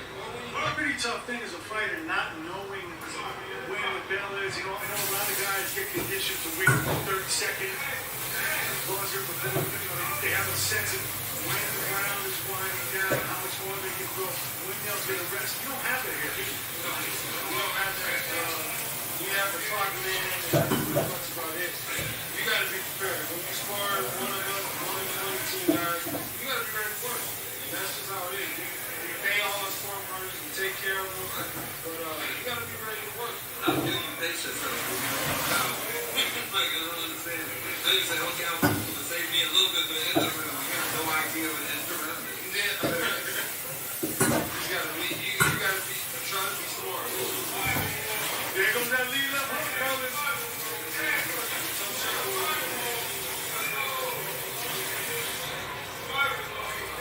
The education should contribute to the Mayweather boxing club. What y'all feel? So I guess we're not spilling any secrets now because we're watching this bar. We have heard that Lloyd's been pretty rough on his sparring partners this time around. You guys are so I actually got knocked out. It's been a rough camp for some of them. Very rough. How many knockouts have there been? Maybe. Maybe it's been a lot. Maybe more than I've seen. More than 3, maybe 4 or 5. Cold.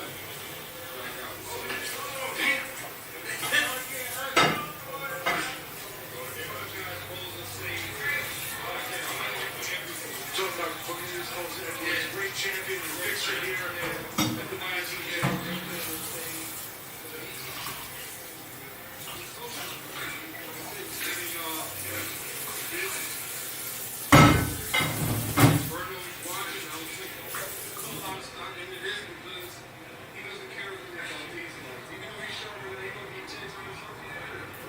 What do you think Berto is thinking as he watches? At some point, I'm not watching now. We know he's going to. He's watching, he probably has some guy maybe ran a shot. He think, oh, fight now, I can probably land that shot. Like I said, he don't care about the next life. He cares about fight night. Fight night, he is sharp as a razor. Why is he showing us this now? Never before, not to my knowledge. Certainly not under this type of something.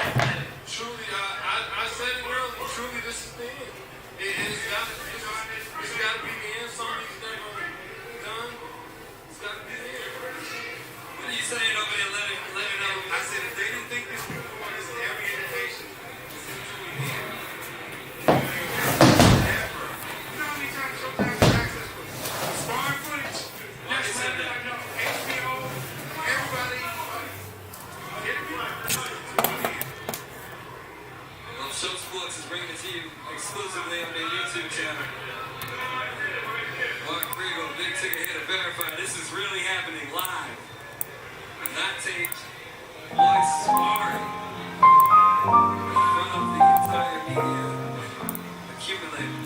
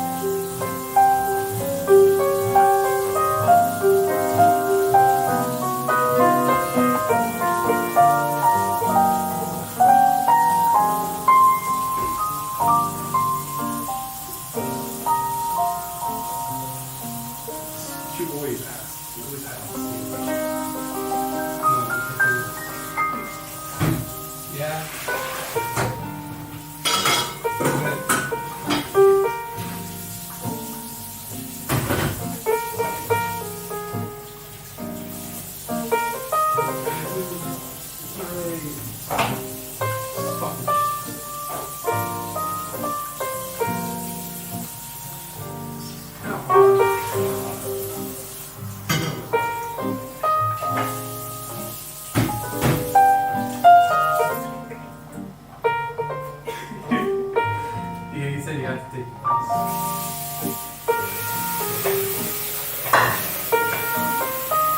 You gotta do what you gotta do, man.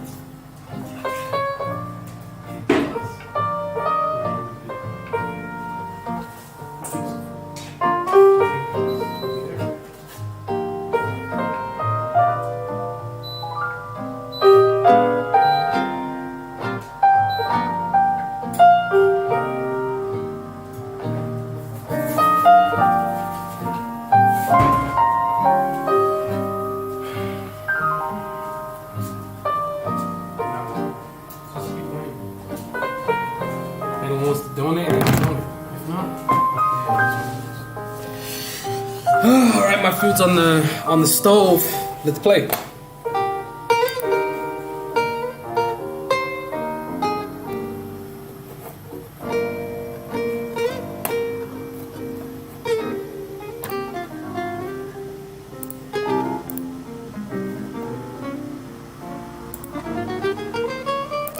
How many divisions do these guys have? Like 100? Of course.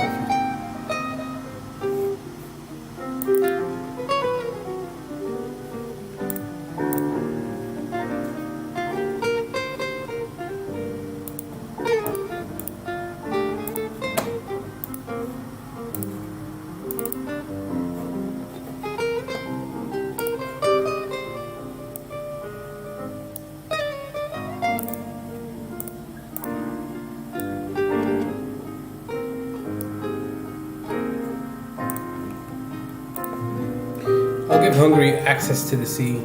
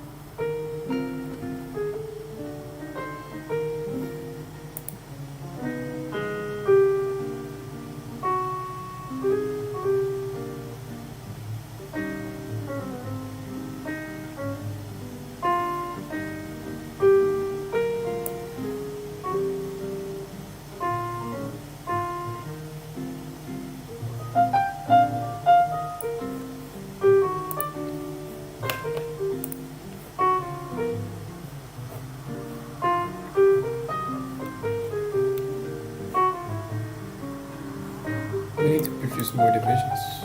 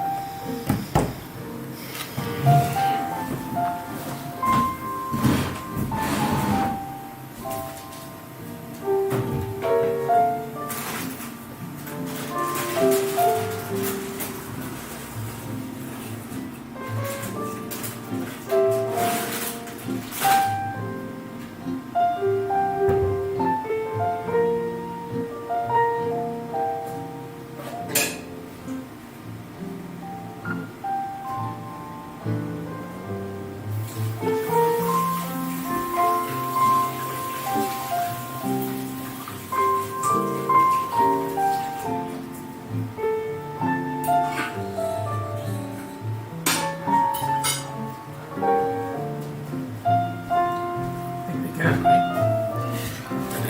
they not have the divisions?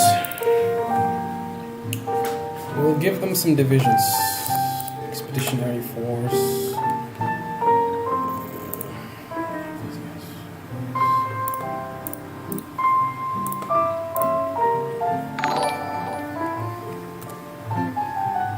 Did I get a donation?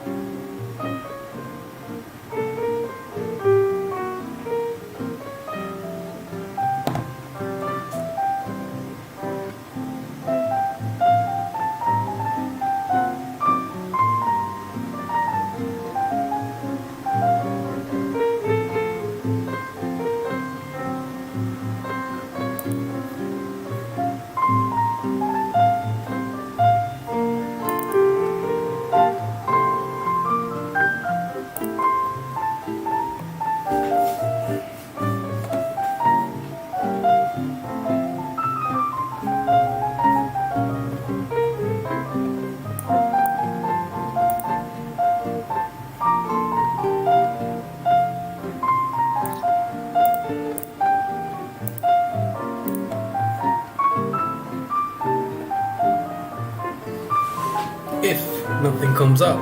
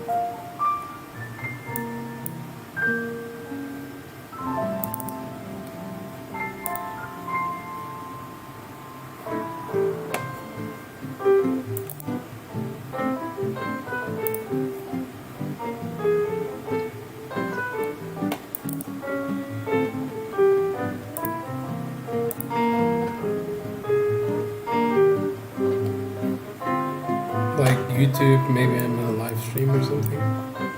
We'll see. More important is to make money, bro. Not to have fun. That doesn't really... It's not really that important. It's not. It's really not.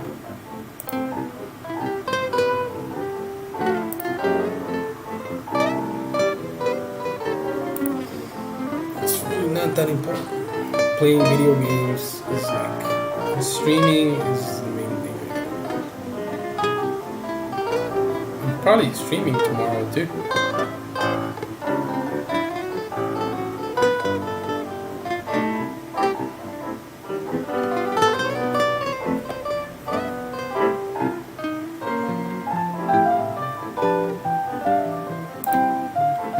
Yes, let's bring all of our planes down. There's no...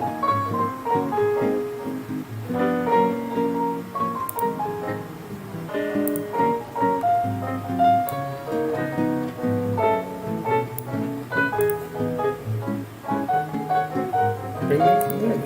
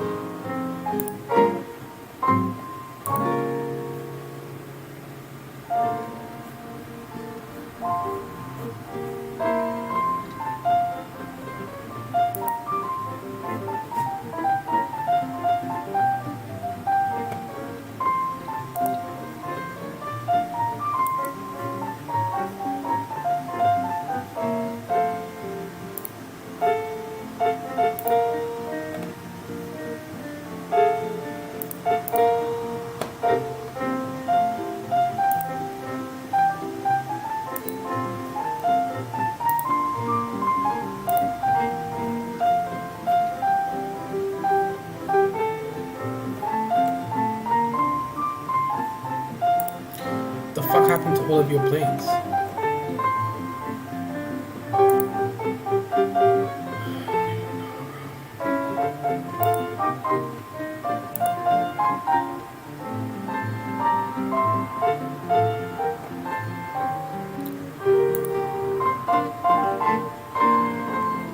It's not an option.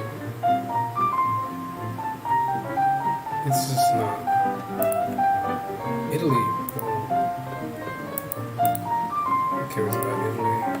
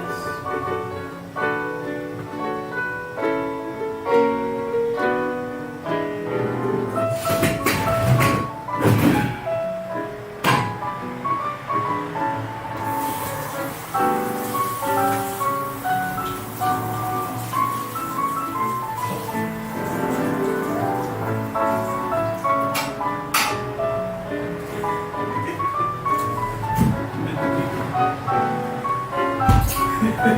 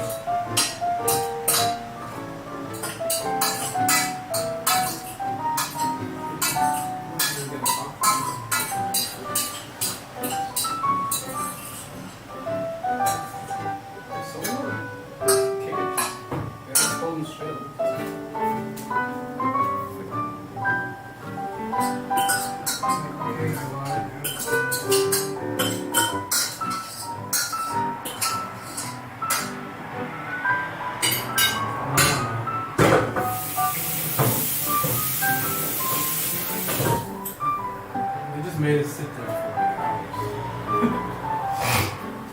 For no fucking reason, too. Retarded. You should talk about your childhood. It takes skill.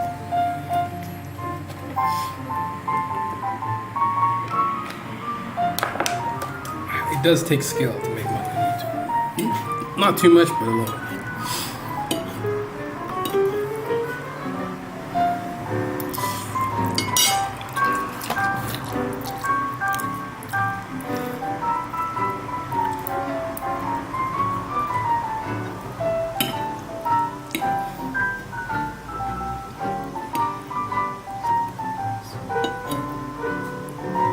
He's talking shit.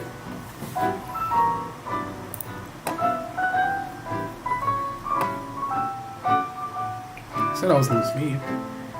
It's 9 o'clock. It's like 9 or 10. You can't stay here. Where is he gonna stay? On the floor? Like, what the fuck?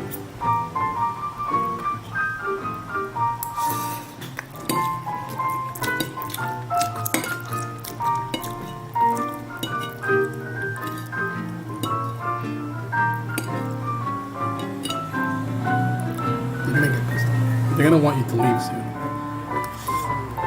100%. 100%. They're just gonna alienate you all the time. I think it's time to call them into the war. Not yet. All of our divisions are not.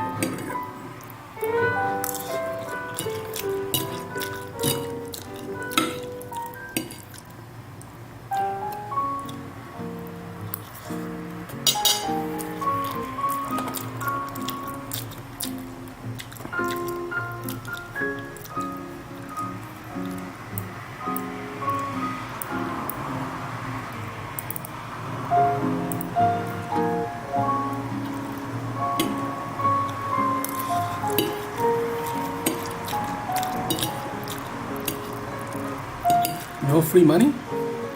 Shit is spilled. It was his birthday, so I was like, I'll ask him food or something. I'm not gonna ask him for anything. Why should I?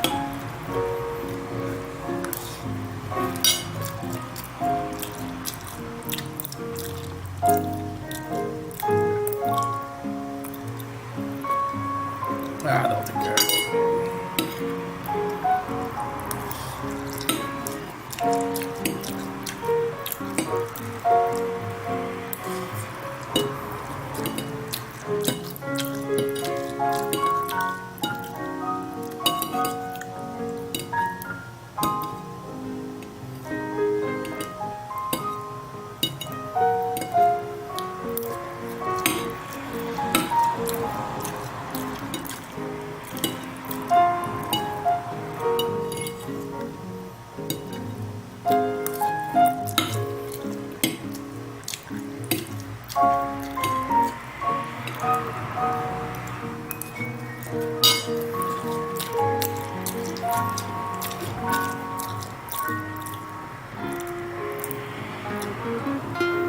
They have 3 divisions there. You can't even draw the front line there. Anyways.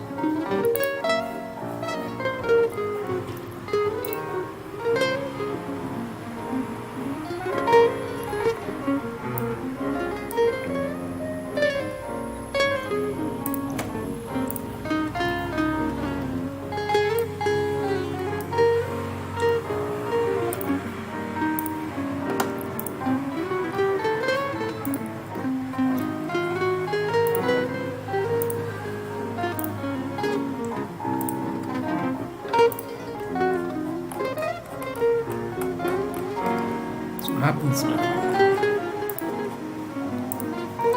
This is what happens.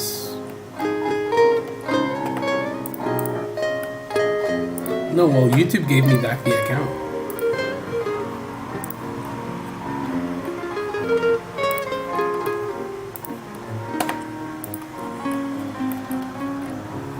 None of them did. They all haters, but that's cool. They were all just hating on me. None of them were supporting me or anything. They were all just haters.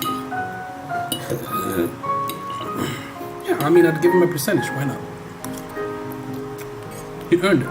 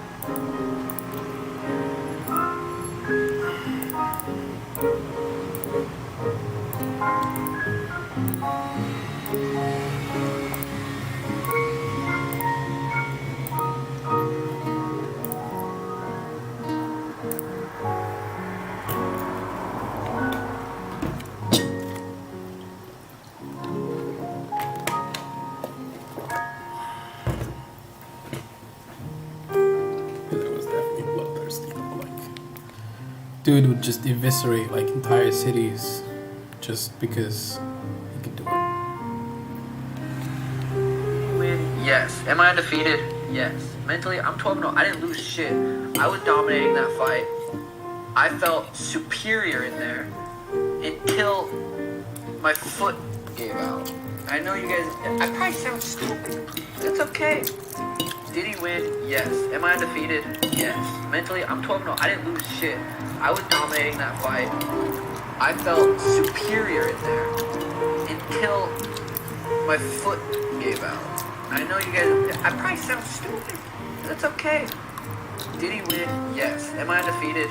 Yes. Mentally, I'm 12-0. I didn't lose shit. I was dominating that fight. I felt superior in there until my foot gave out. I know you guys, I probably sound stupid. That's okay.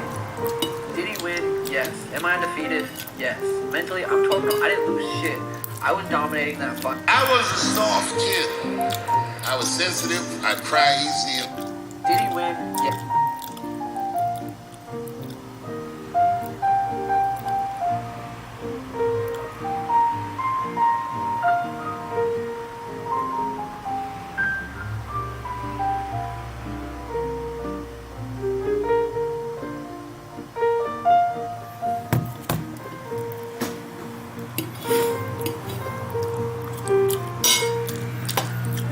We don't need to attack Malaya. We're good wherever we are.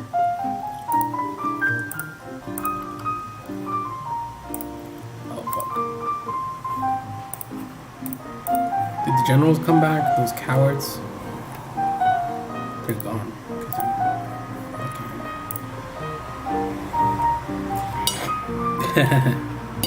Those generals are cowards anyways.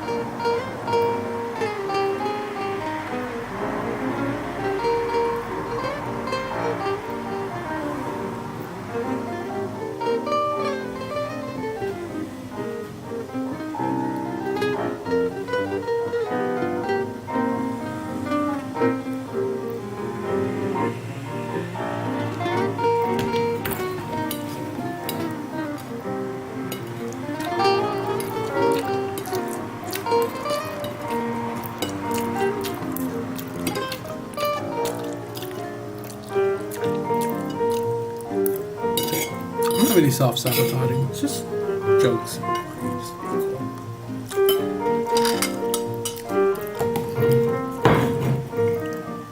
Is she though? Like, I mean, she's attractive, I guess, but yeah, I guess. Sure, she's attractive, but but I just don't. I don't get it. You know, I just don't. I don't know. She's not like. There's nothing that I would say, whoa, oh my god, she's so beautiful. Like, no. But,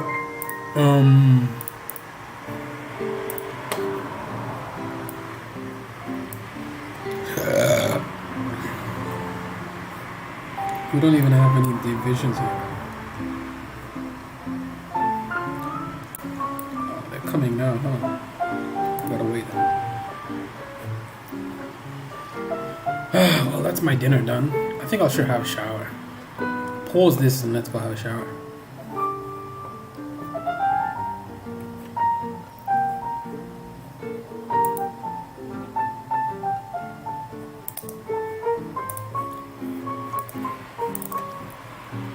How many ships? So 74. I only have like U-boats. So. How many do they have? 262. It's a lot. No, I was edited pretty well, actually.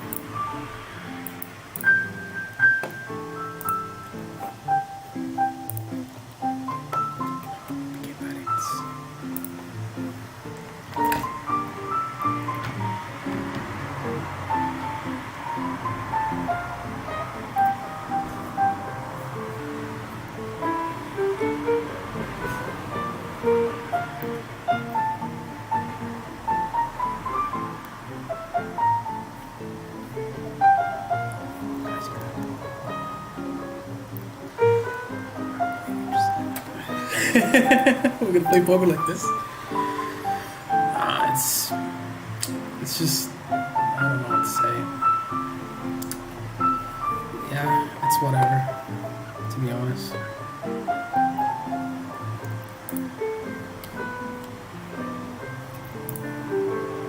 But where's all my planes going? I don't even have any left. 785. Put that there.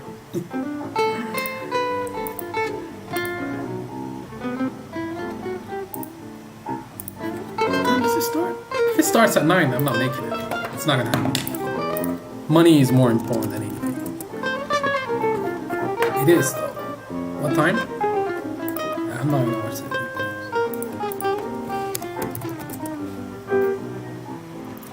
Yeah, but what time is the fight starting? Time, EU time, I guess.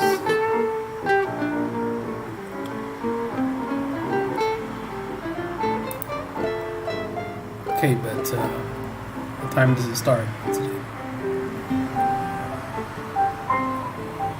Okay, we got a lot of fights coming up though. Whatever, let's go. We got like 2 fights that we can cover, 2 full cards. We can make like what, 100, 200 euros off those 2. Almost 200, more than that, probably. But what time? Yeah, we can make a lot of money from that. Not a lot, but 200 euros, that's substantial. It's not a little bit. We can do something with it. No. What time is this one starting? Do you see what I'm saying? Like, Pena versus Nunes start time.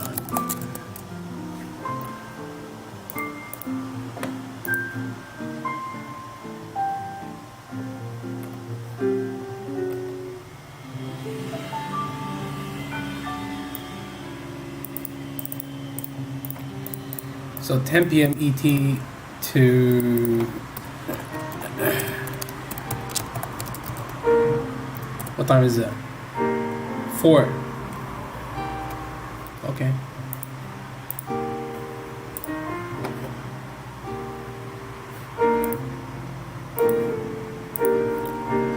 It's like you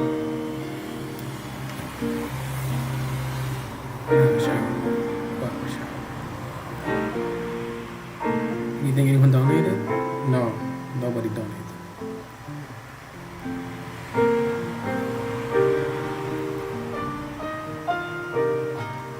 What?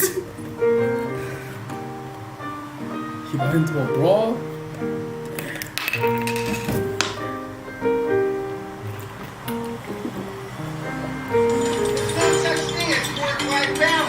None. No,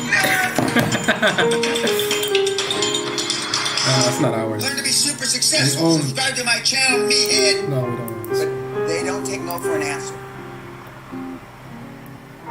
Whereas most, they don't even ask the question. Forget taking no for an answer. They don't ask the question to get a no.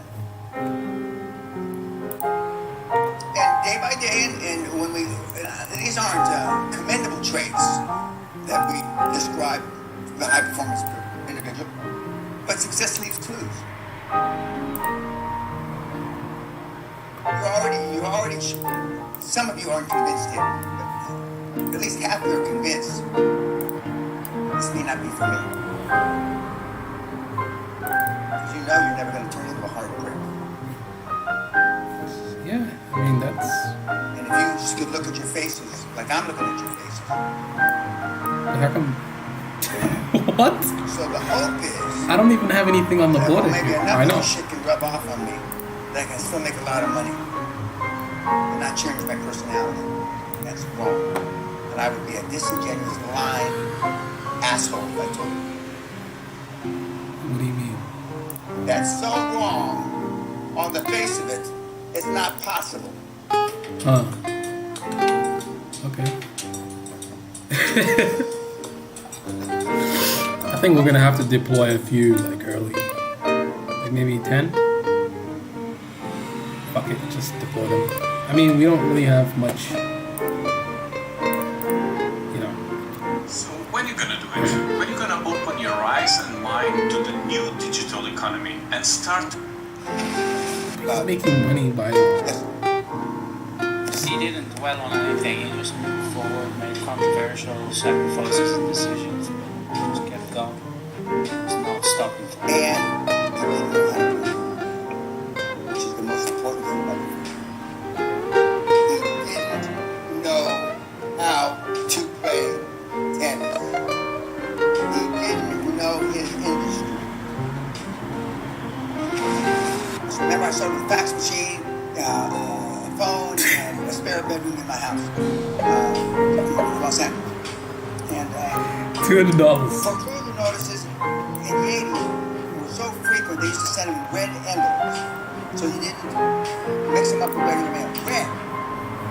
And I'm sitting in the room cold calling. Dan Jr. comes in holding a red envelope, as they say in Texas. Daddy, we got a late Christmas card. Yep. Did your mother see that? No. I still remember that. My stomach dropped, you know. And that, I don't think Dan Jr. to this day knows this story. But I've been there, you know. I haven't had my furniture taken away by the sheriffs like they do in some parts, but I've been pretty fucking close 3 times in my life. And there's no way to explain that to your significant other. When she comes home with the They're furniture. puppets. They're my puppet. I don't care how fucking sick you are. There's just no way. Fortunately, I didn't have to explain the furniture because they never repossessed. I got some letters from the sheriff, you know, back 5 months on this and 3 months on that. But I was a humping motherfucker. But as they say in all business, you drill 1,000 dry holes, the next one's got to be a gusher. That's the theory. Bullshit investors. I know better than that. So I know that a lot of you, I get bullshit emails. Oh, he's too rich, he doesn't remember. I fucking remember. Just talking about that made my stomach hurt. I remember that feeling.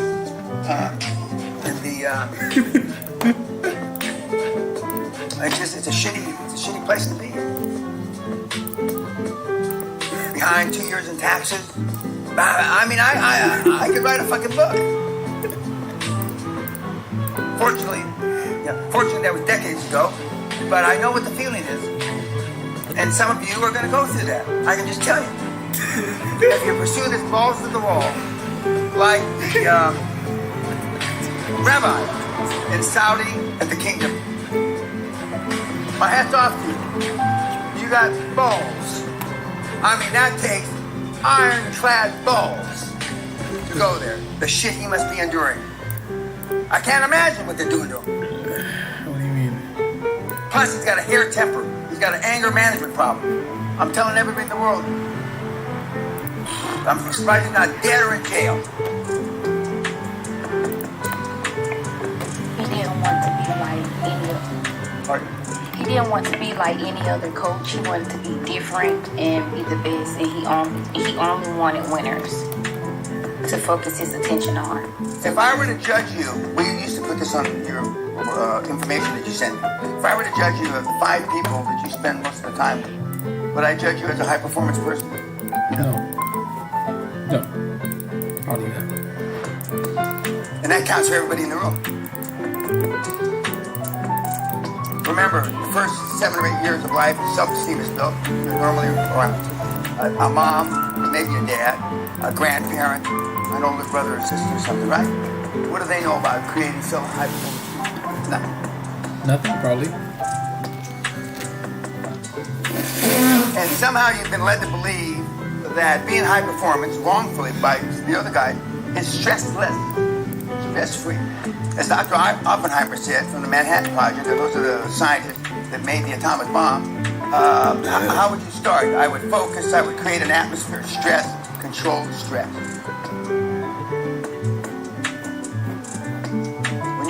When you go back and you reevaluate, or you start reevaluating what you've done today, not much, and you compare it to, is there any stress in your life? And you then interject, you want to put stress in your life. I look for problems. I step into the breach. I said yes. I've always stepped into the breach. I've always run towards a gunfire. I've never run away. Seriously? Partially because that's where the action is. The action is where the gunfire is. The action is where the deals are. The action is me convincing the commercial banks to give me the money when I want the money, not when they want to give me the money. Leadership. Me getting you kids to do what I know you want to do, to be what you don't want to do, to be what you want to be. I get you to do it. You still don't believe you're 2,000 cold calls away from millions. Even though you've heard Andrea's 1,613. So I can tell you that the information is very accurate. 1,000. When I looked at your face when he said 1,613, you all look. Some of you look more ill than others. The thing about they have a website that these how to dress the people, which is pretty good. But basically the uniform works.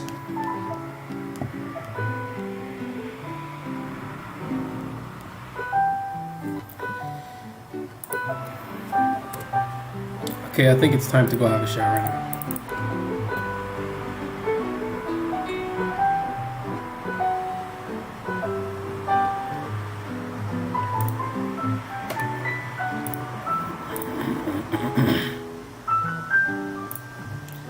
Nobody's even saying anything. Well, let's get back to streaming. Be right back, guys. We'll have a shower.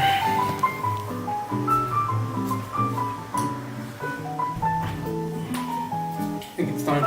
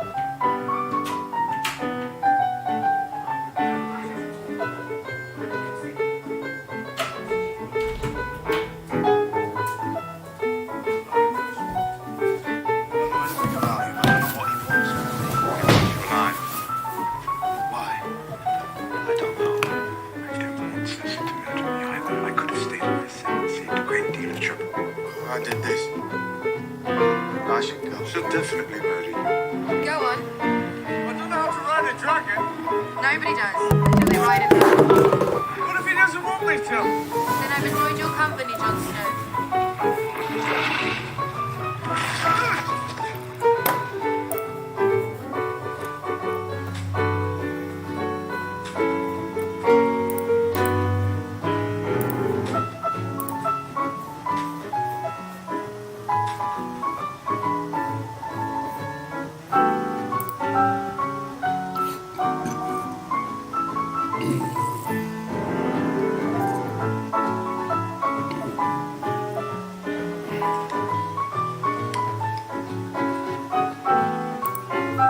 Do you have to do that here?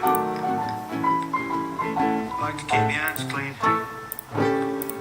Yes, but do you have to do it here?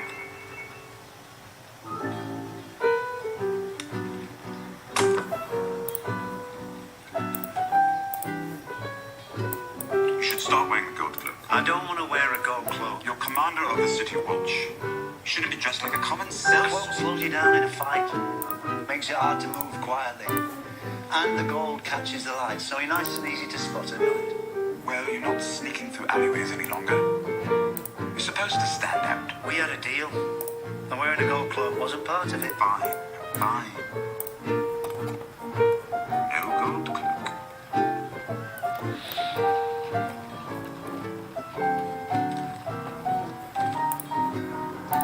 What? What? Why are you staring at me? You don't want me cleaning my nails? You don't want me looking your way? Why am I here? To help me plan the defense of King's Landing. Stannis would be here any day. And one of these explains how to beat him. An History of Great Sieges of Westeros by Archmaster Shebelethon. Shebeletash.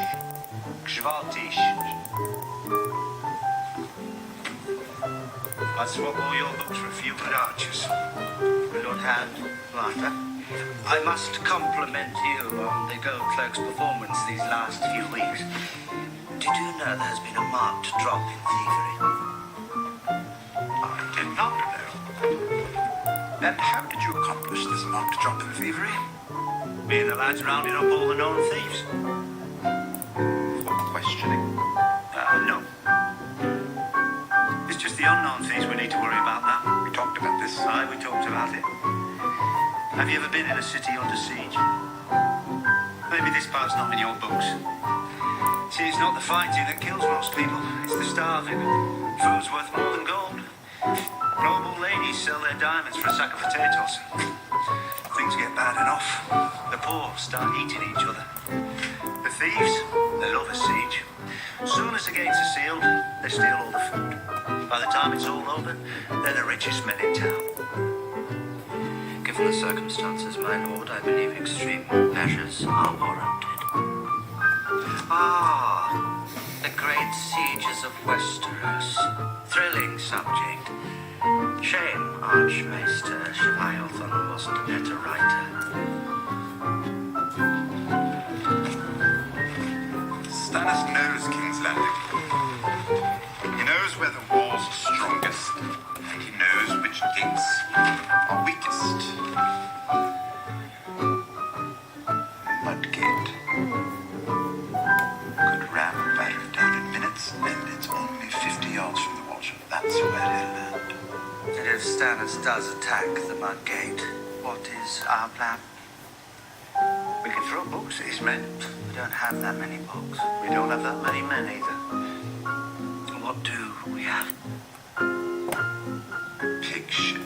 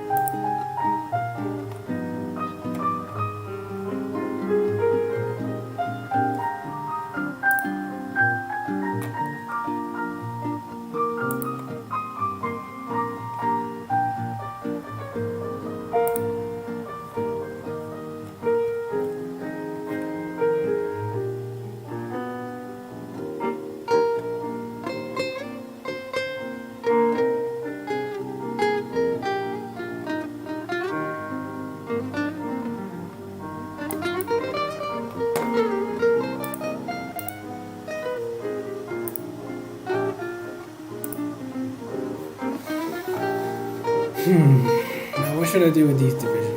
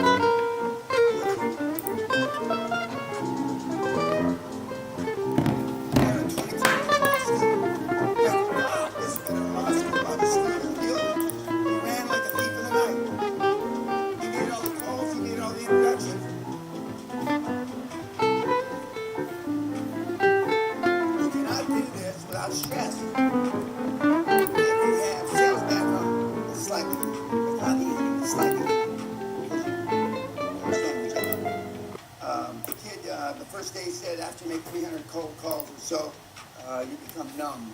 I forget what the word is. You become numb. It'll take you more than 300 calls to become numb. I still don't like cold calling. And I've made, I don't know how much.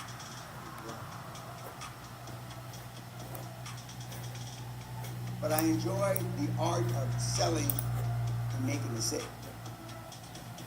I enjoy it. So that drives me to make more calls. I enjoy getting you to do what you don't want to do because you don't want to buy the shit, whatever I'm selling. I enjoy inflicting my will over yours. To me, it's like a fight. And once you go down, you're not going to get up again. Contrary to the movies. You're going to stay down until I see your brains oozing out of your skull. Damn. Out what you saw last night. Yes, sir. There was a scene which says to Steve that you're not an engineer, you're not a coder, yet everyone says that you're a genius. Why is that? Like almost like mocking him and something like that. So it was pretty evident that you were not an engineer or coder, you was the leader of the organization. Stop. The operative word there is leader. I tell people, and for those of the people, there's a few still alive that knew me 35 years ago, even though I'm called an oil guy, I didn't know anything about oil. I thought oil and gas came up two separate holes, which they don't. They come up one, and there's a separator on the top, okay? But I thought two separate. I knew nothing. And the more I told people that, the less they believed me, basically. They thought, because I wasn't a geologist, a geophysicist, a petroleum engineer, none of those things that normally you are when you become the head of a large oil company. We were a natural resource company. We were in coal and construction pipeline, but it's the leadership. It's the leadership. Now, you like to think that since Genghis Khan and Alexander the great generals of the world all study that warfare. Well, a lot of them do, but a lot of them don't either. And the fact is that, but they lead from the front. Jobs led from the front. Bill Gates led from the front. Elon Musk leads from the front. Warren Buffett leads from the front, and I go down the line, from the front.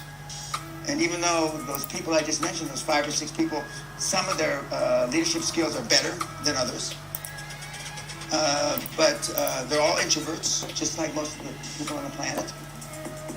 And it's remarkable what the kids can get done when they just act with enthusiasm, which is a Greek word derivative from God from within, and just push forward. And don't listen to the naysayers. Don't listen to the people that tell you it can't be done. We're going to hear later on in the week a guy that did a $4 billion deal, and everybody told him to quit. Everybody. Of course they did. Except me. I was the only person that didn't tell him to quit. 2.5 years. This close to starvation. Of course now, it's happy as Larry.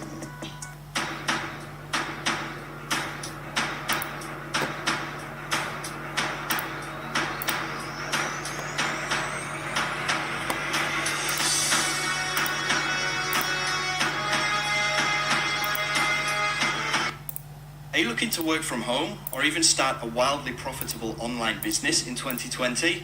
Well, keep watching because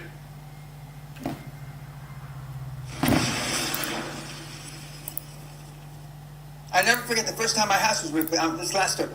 First time they tried to repossess my house. Remember, I started with a fax machine, a phone, and a spare bedroom in my house in Los Angeles. And foreclosure notices in the 80s were so frequent, they used to send them in red envelopes. So you didn't mix them up with regular mail. Red! And I'm sitting in the room cold calling, and Dan Jr. comes in, holding a red envelope, as they say in Texas. Daddy, we got a late Christmas card. Go! Did your mother see that? No. I still remember that. My stomach dropped, you know. And that, I don't think Dan to this day knows this story. But I've been there, you know. I haven't had my furniture taken away by the sheriffs like they do some parts, but I've been pretty fucking close 3 times in my life. And there's no way to explain that to your significant other when she comes home and the furniture's not there. I don't care how fucking slick you are. There's just no way. Fortunately, I didn't have to explain the furniture because they never. I got some letters from the sheriff, you know, back 5 months on this and 3 months on that. And I'm a humping motherfucker. But as they say in all business, you drill 1,000 dry holes, the next one's got to be a gusher. That's the theory. They're bullshit investors. I know better than that. So I know. A lot of you, I get bullshit emails. Oh, he's too rich, he doesn't remember. I fucking remember. Just talking about that, it made my stomach grow. I remember that feeling. The feeling of being poor. It's a shitty place to be. Behind 2 years in taxes. I mean, I could write a fucking book. Fortunately, that was decades ago. But I know what the feeling is. And some of you are going to go through that. I can just tell you. If you pursue this balls to the wall, like the rabbi in Saudi at the kingdom, my hat's off to you. You got balls. I mean, that takes ironclad balls to go there. The shit he must be enduring. I can't imagine what they're doing to him. Plus, he's got a hair temper. He's got an anger management problem. I'm telling everybody in the world. I'm surprised he's not dead or in jail. He didn't want to be like any other. Pardon? He didn't want to be like any other coach. He wanted to be different and be the best. And he only wanted winners to focus his attention on. If I were to judge you, we used to put this on your information that you send me. If I were to judge you of the 5 people that you spend most of the time with, would I judge you as a high-performance person? No. And that counts for everybody in the room. Remember, the first 7 or 8 years of life, self-esteem is built. You're normally around a mom, maybe a dad, a grandparent, an older brother or sister or something, right? What do they know about creating high-performance? Nothing. Nothing. Nothing. And somehow you've been led to believe that being high performance, wrongfully by the other guy, is stressless, stress-free. As Dr. Oppenheimer said from the Manhattan Project, and those are the scientists that made the atomic bomb, how would you start? I would focus, I would create an atmosphere of stress, controlled stress.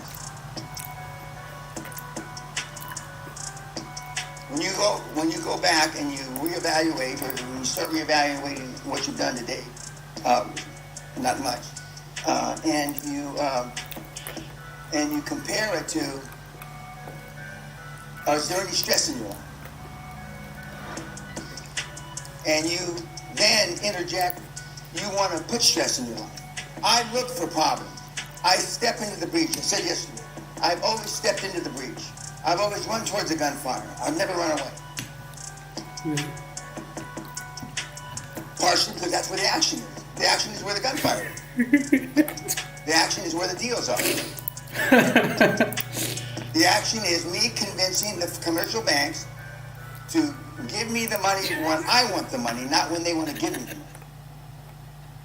Leadership. Me getting you kids to do what I know you want to do, to be what you don't want to do, to be what you want to be. I get you to do it. You still don't believe you're 2,000 cold calls away from millions. Even though you've heard Andrea's 1,613. So I can tell you that the information is very accurate. 1,000, when I looked at your face and when he said 1,613, you all looked, some of you look more ill than others.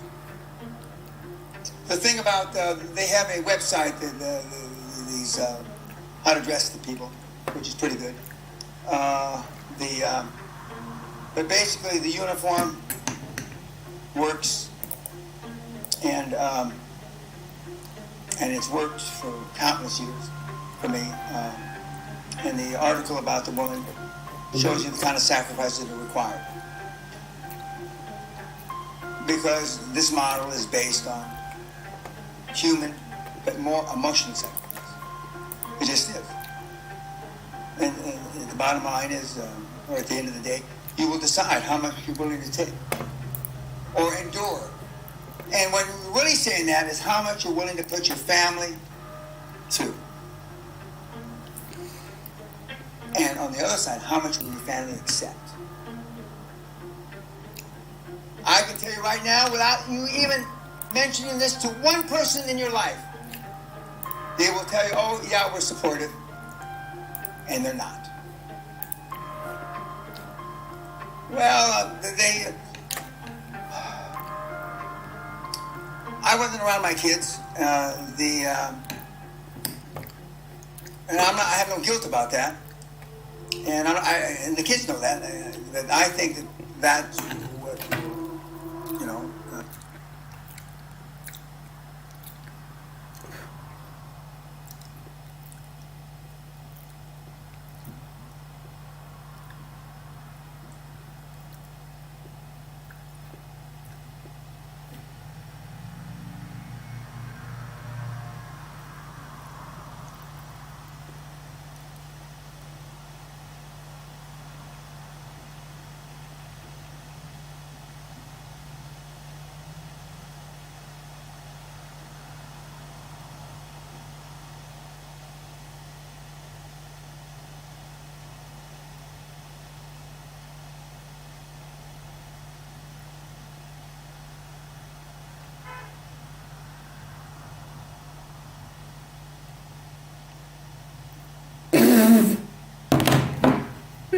Comes out Chimaev dancing.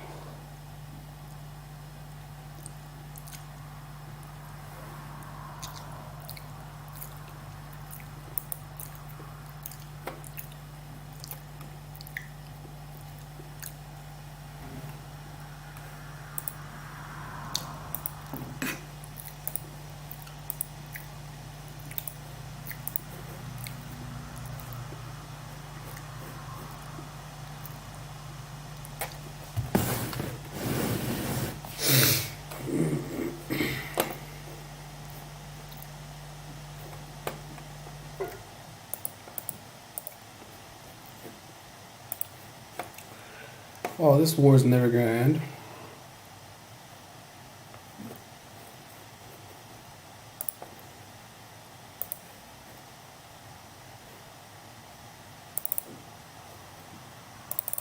Yeah, but it's not his assets on the line.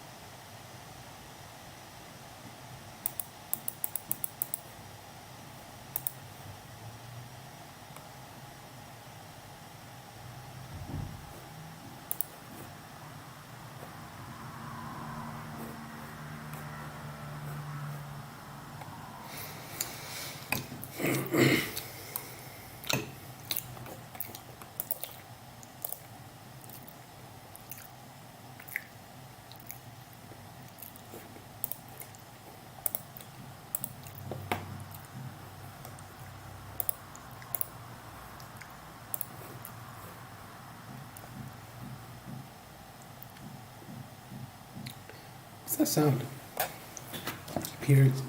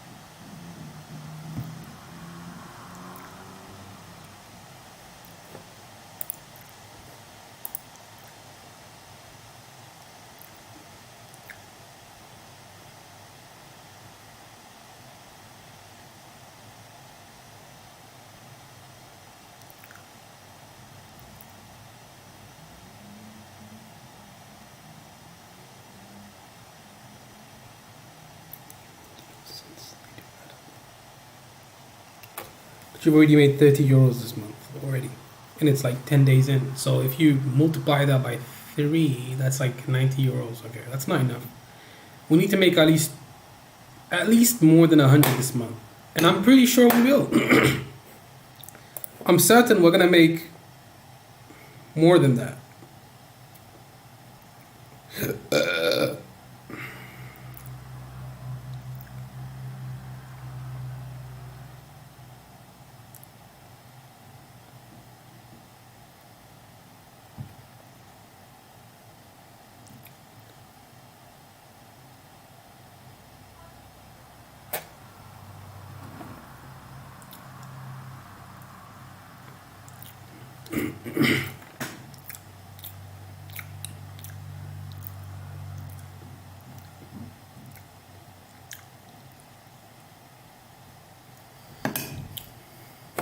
I feel like making a video now. We can just pause this one. Yeah, I'm still live. I'm gonna do some videos now. I'm gonna edit a video now, so I don't know if you guys are gonna want to stick around. We're gonna make a video on the Yomi Park chick. That chick is like super.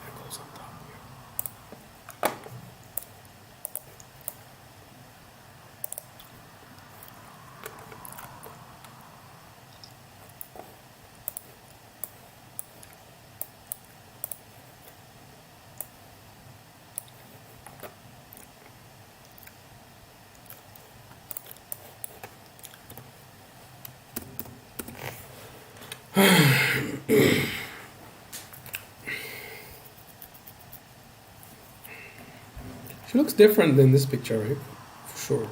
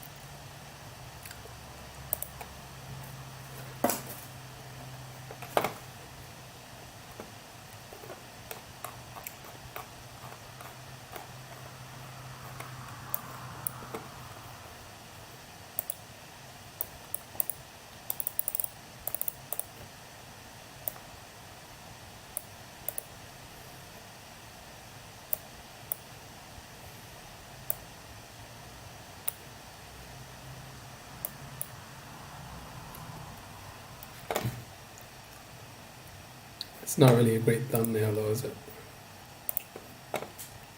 Thumbnail's a little bit weak.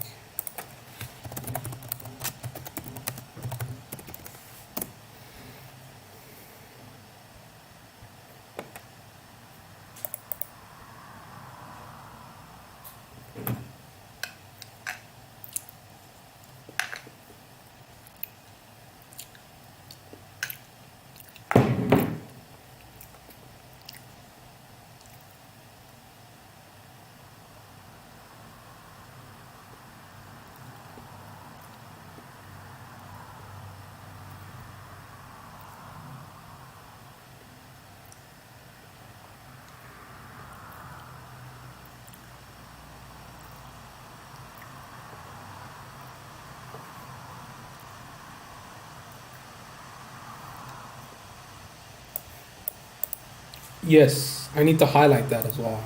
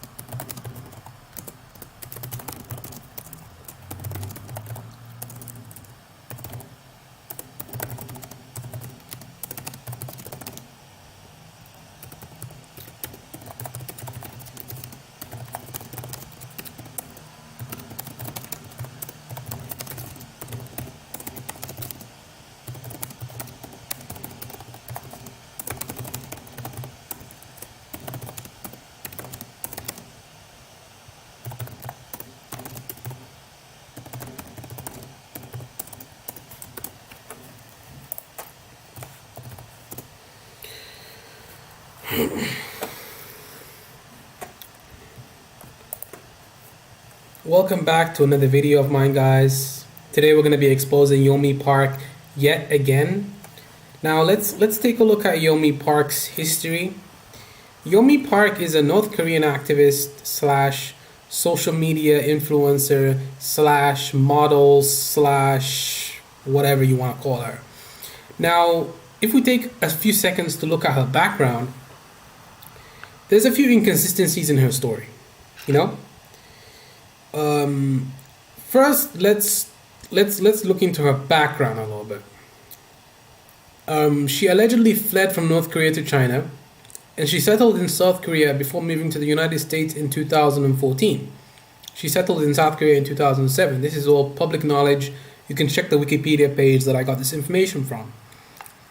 But she supposedly said that she crossed the Gobi Desert in minus 40 degrees heat temperature. So if you guys know anything about science or anything about temperature, minus 40 degrees is ice cold.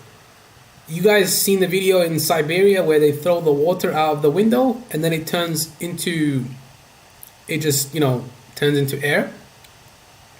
It freezes.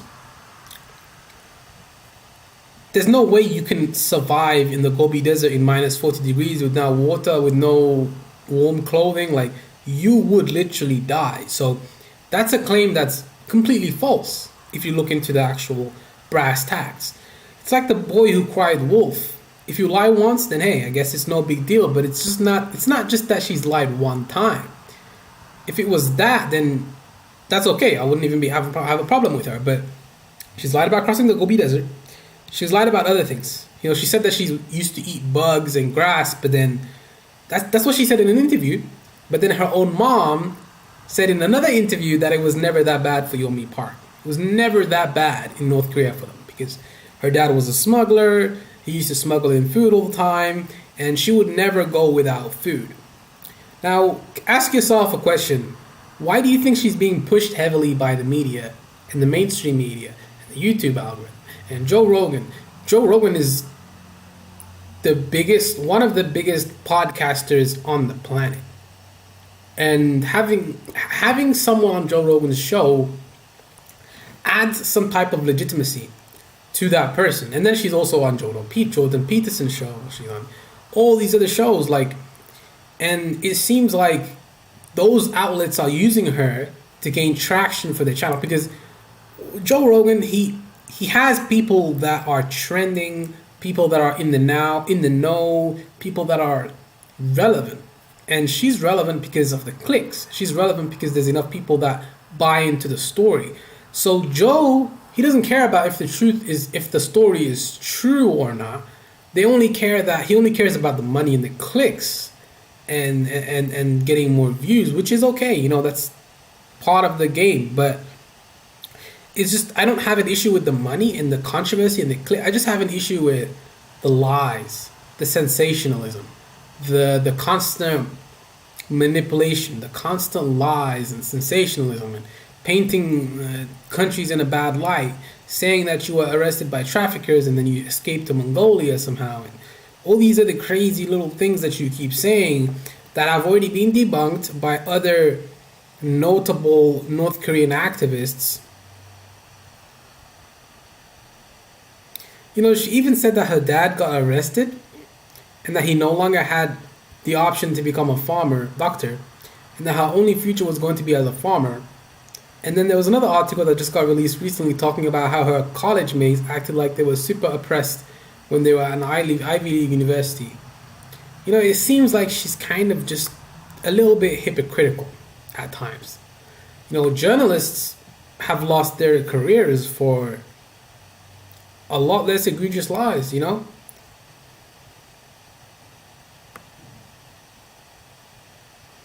There's just so many lies. Like, we can keep going, you know? She says she witnessed her best friend's mother's execution for watching an American movie, then claims later they were South Korean DVDs and not an American movie. And then right after that, she changed the story again, and she said that they were South Korean DVDs. And then she changed her story again, And then the journalist asked for sure if they were South Korean DVDs. She went back to saying it was James Bond. you know, it's crazy. It's crazy. And then she says that her mom, and then her mom says she was interrogated off and on for about a year for taking part in her husband's business, which is what he got into trouble for. But then Yomi says her mom was also jailed for 6 months for moving back to her hometown after her father was imprisoned, which doesn't make sense if she was interrogated for a year. Like, how can you be interrogated for a whole year and then 6 months? Like, there's so many inconsistencies that I can literally know and see here that I'm just going through right now. In another interview, she claims she buried her father's dead body by herself, and then in another interview, she claims that he was cremated and had to dispose of his ashes by herself. But according to people in the know, who know her personally, she told them that her dad's family in China helped her cremate him and then climbed a mountain together to dispose of his ashes together.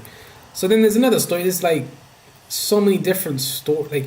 And then she claimed that she was in a detention center in Mongolia and she was stripped naked every day for months. But again, according to people who know her personally, she only spent 45 days there. She wasn't there for months and months and months. She was only there for 45 days. Again, you see what I'm saying? Lie after lie after lie. When does it stop? It's not necessarily anybody in particular that knows her personally and are still in North Korea. So I can't really see this as anyone intentionally trying to destroy her credibility. No one's trying to destroy her credibility in the name of North Korea. We just see through the bullshit. We just see through the bullshit,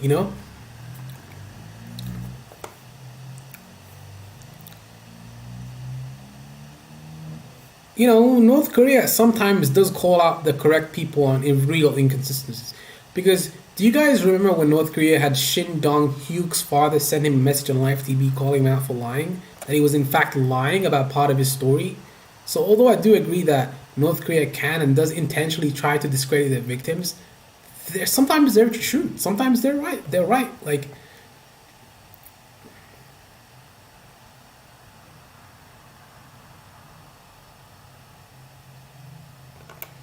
It's crazy how she had the nerve to make a Patreon, but she's already making hundreds of thousands of dollars.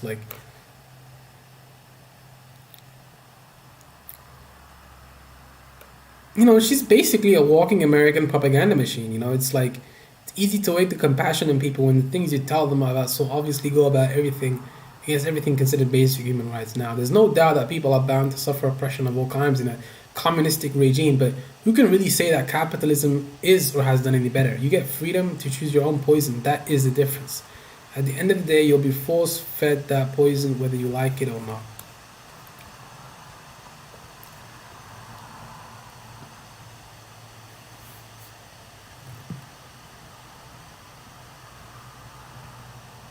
Crazy. She's lying through and through her teeth, but everybody loves her because she's a pretty girl, she's attractive. Pretty much it.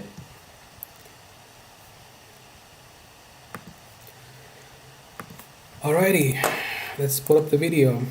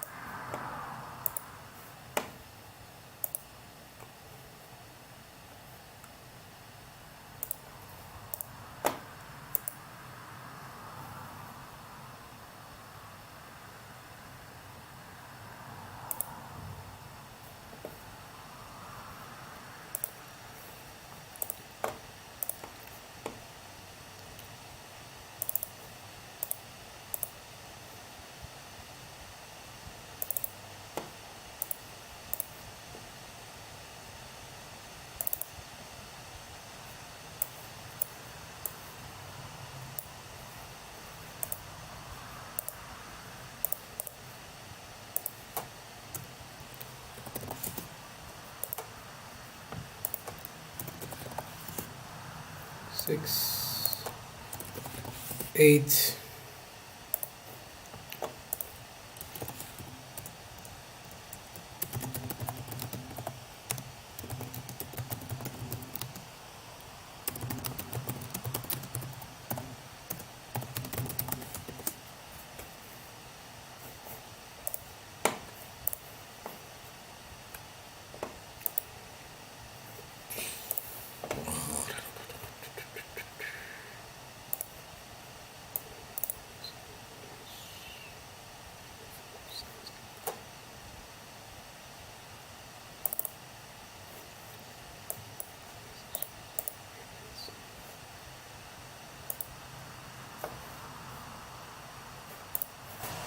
Welcome back to another video. Do you guys remember when North Korea had shit human rights? Now, there's no doubt that people are bound to suffer oppression of all kinds in it.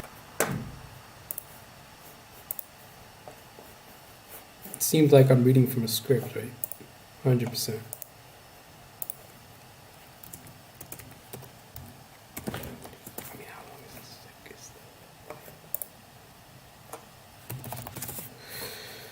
Let's see. It's 8 minutes and 32 seconds, bro. Like, we gotta add a few more seconds here. 10 more. That's exactly how much it is as well. 32 or whatever. Cool. Custom audio needs to be like there. Done. Add a little bit of music. Mozart. 30. Welcome back to another video of mine, guys. Today we're going to be exposing Yomi Park yet again.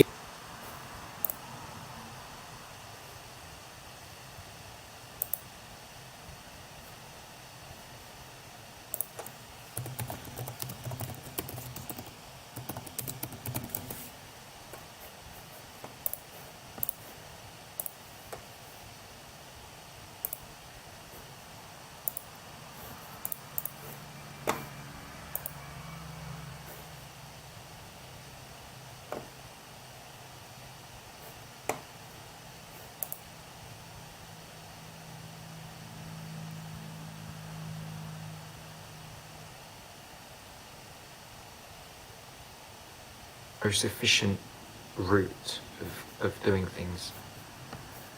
So I don't want to go up to Scotland, down to Liverpool, back up to Scotland, down to London, back up to Liverpool. That'd just be stupid.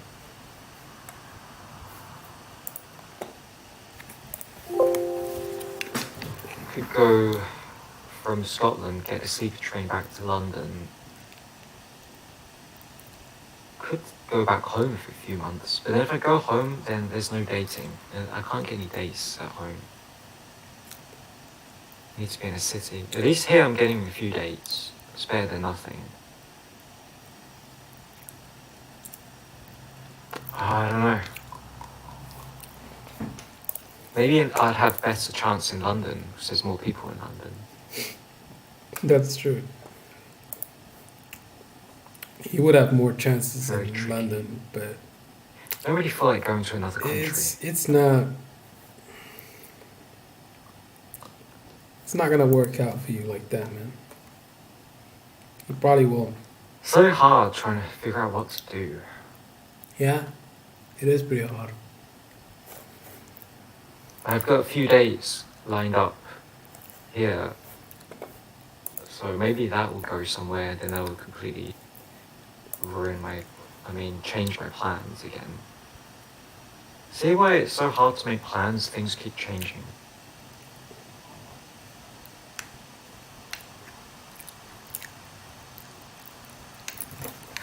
When am I staying in Manchester till? My contract here is until the end of January. Then I'll probably make my way up to Scotland.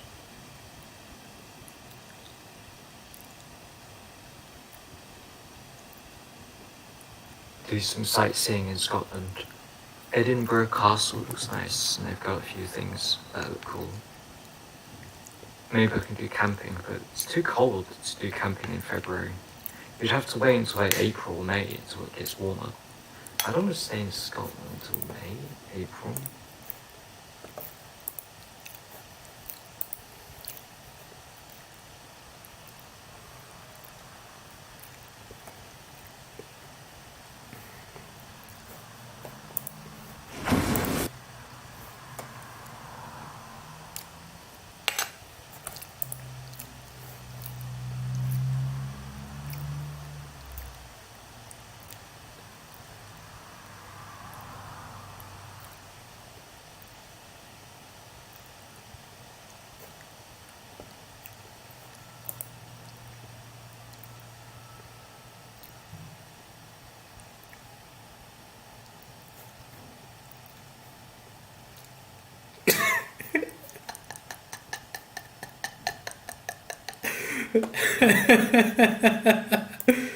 Look at this shit, man.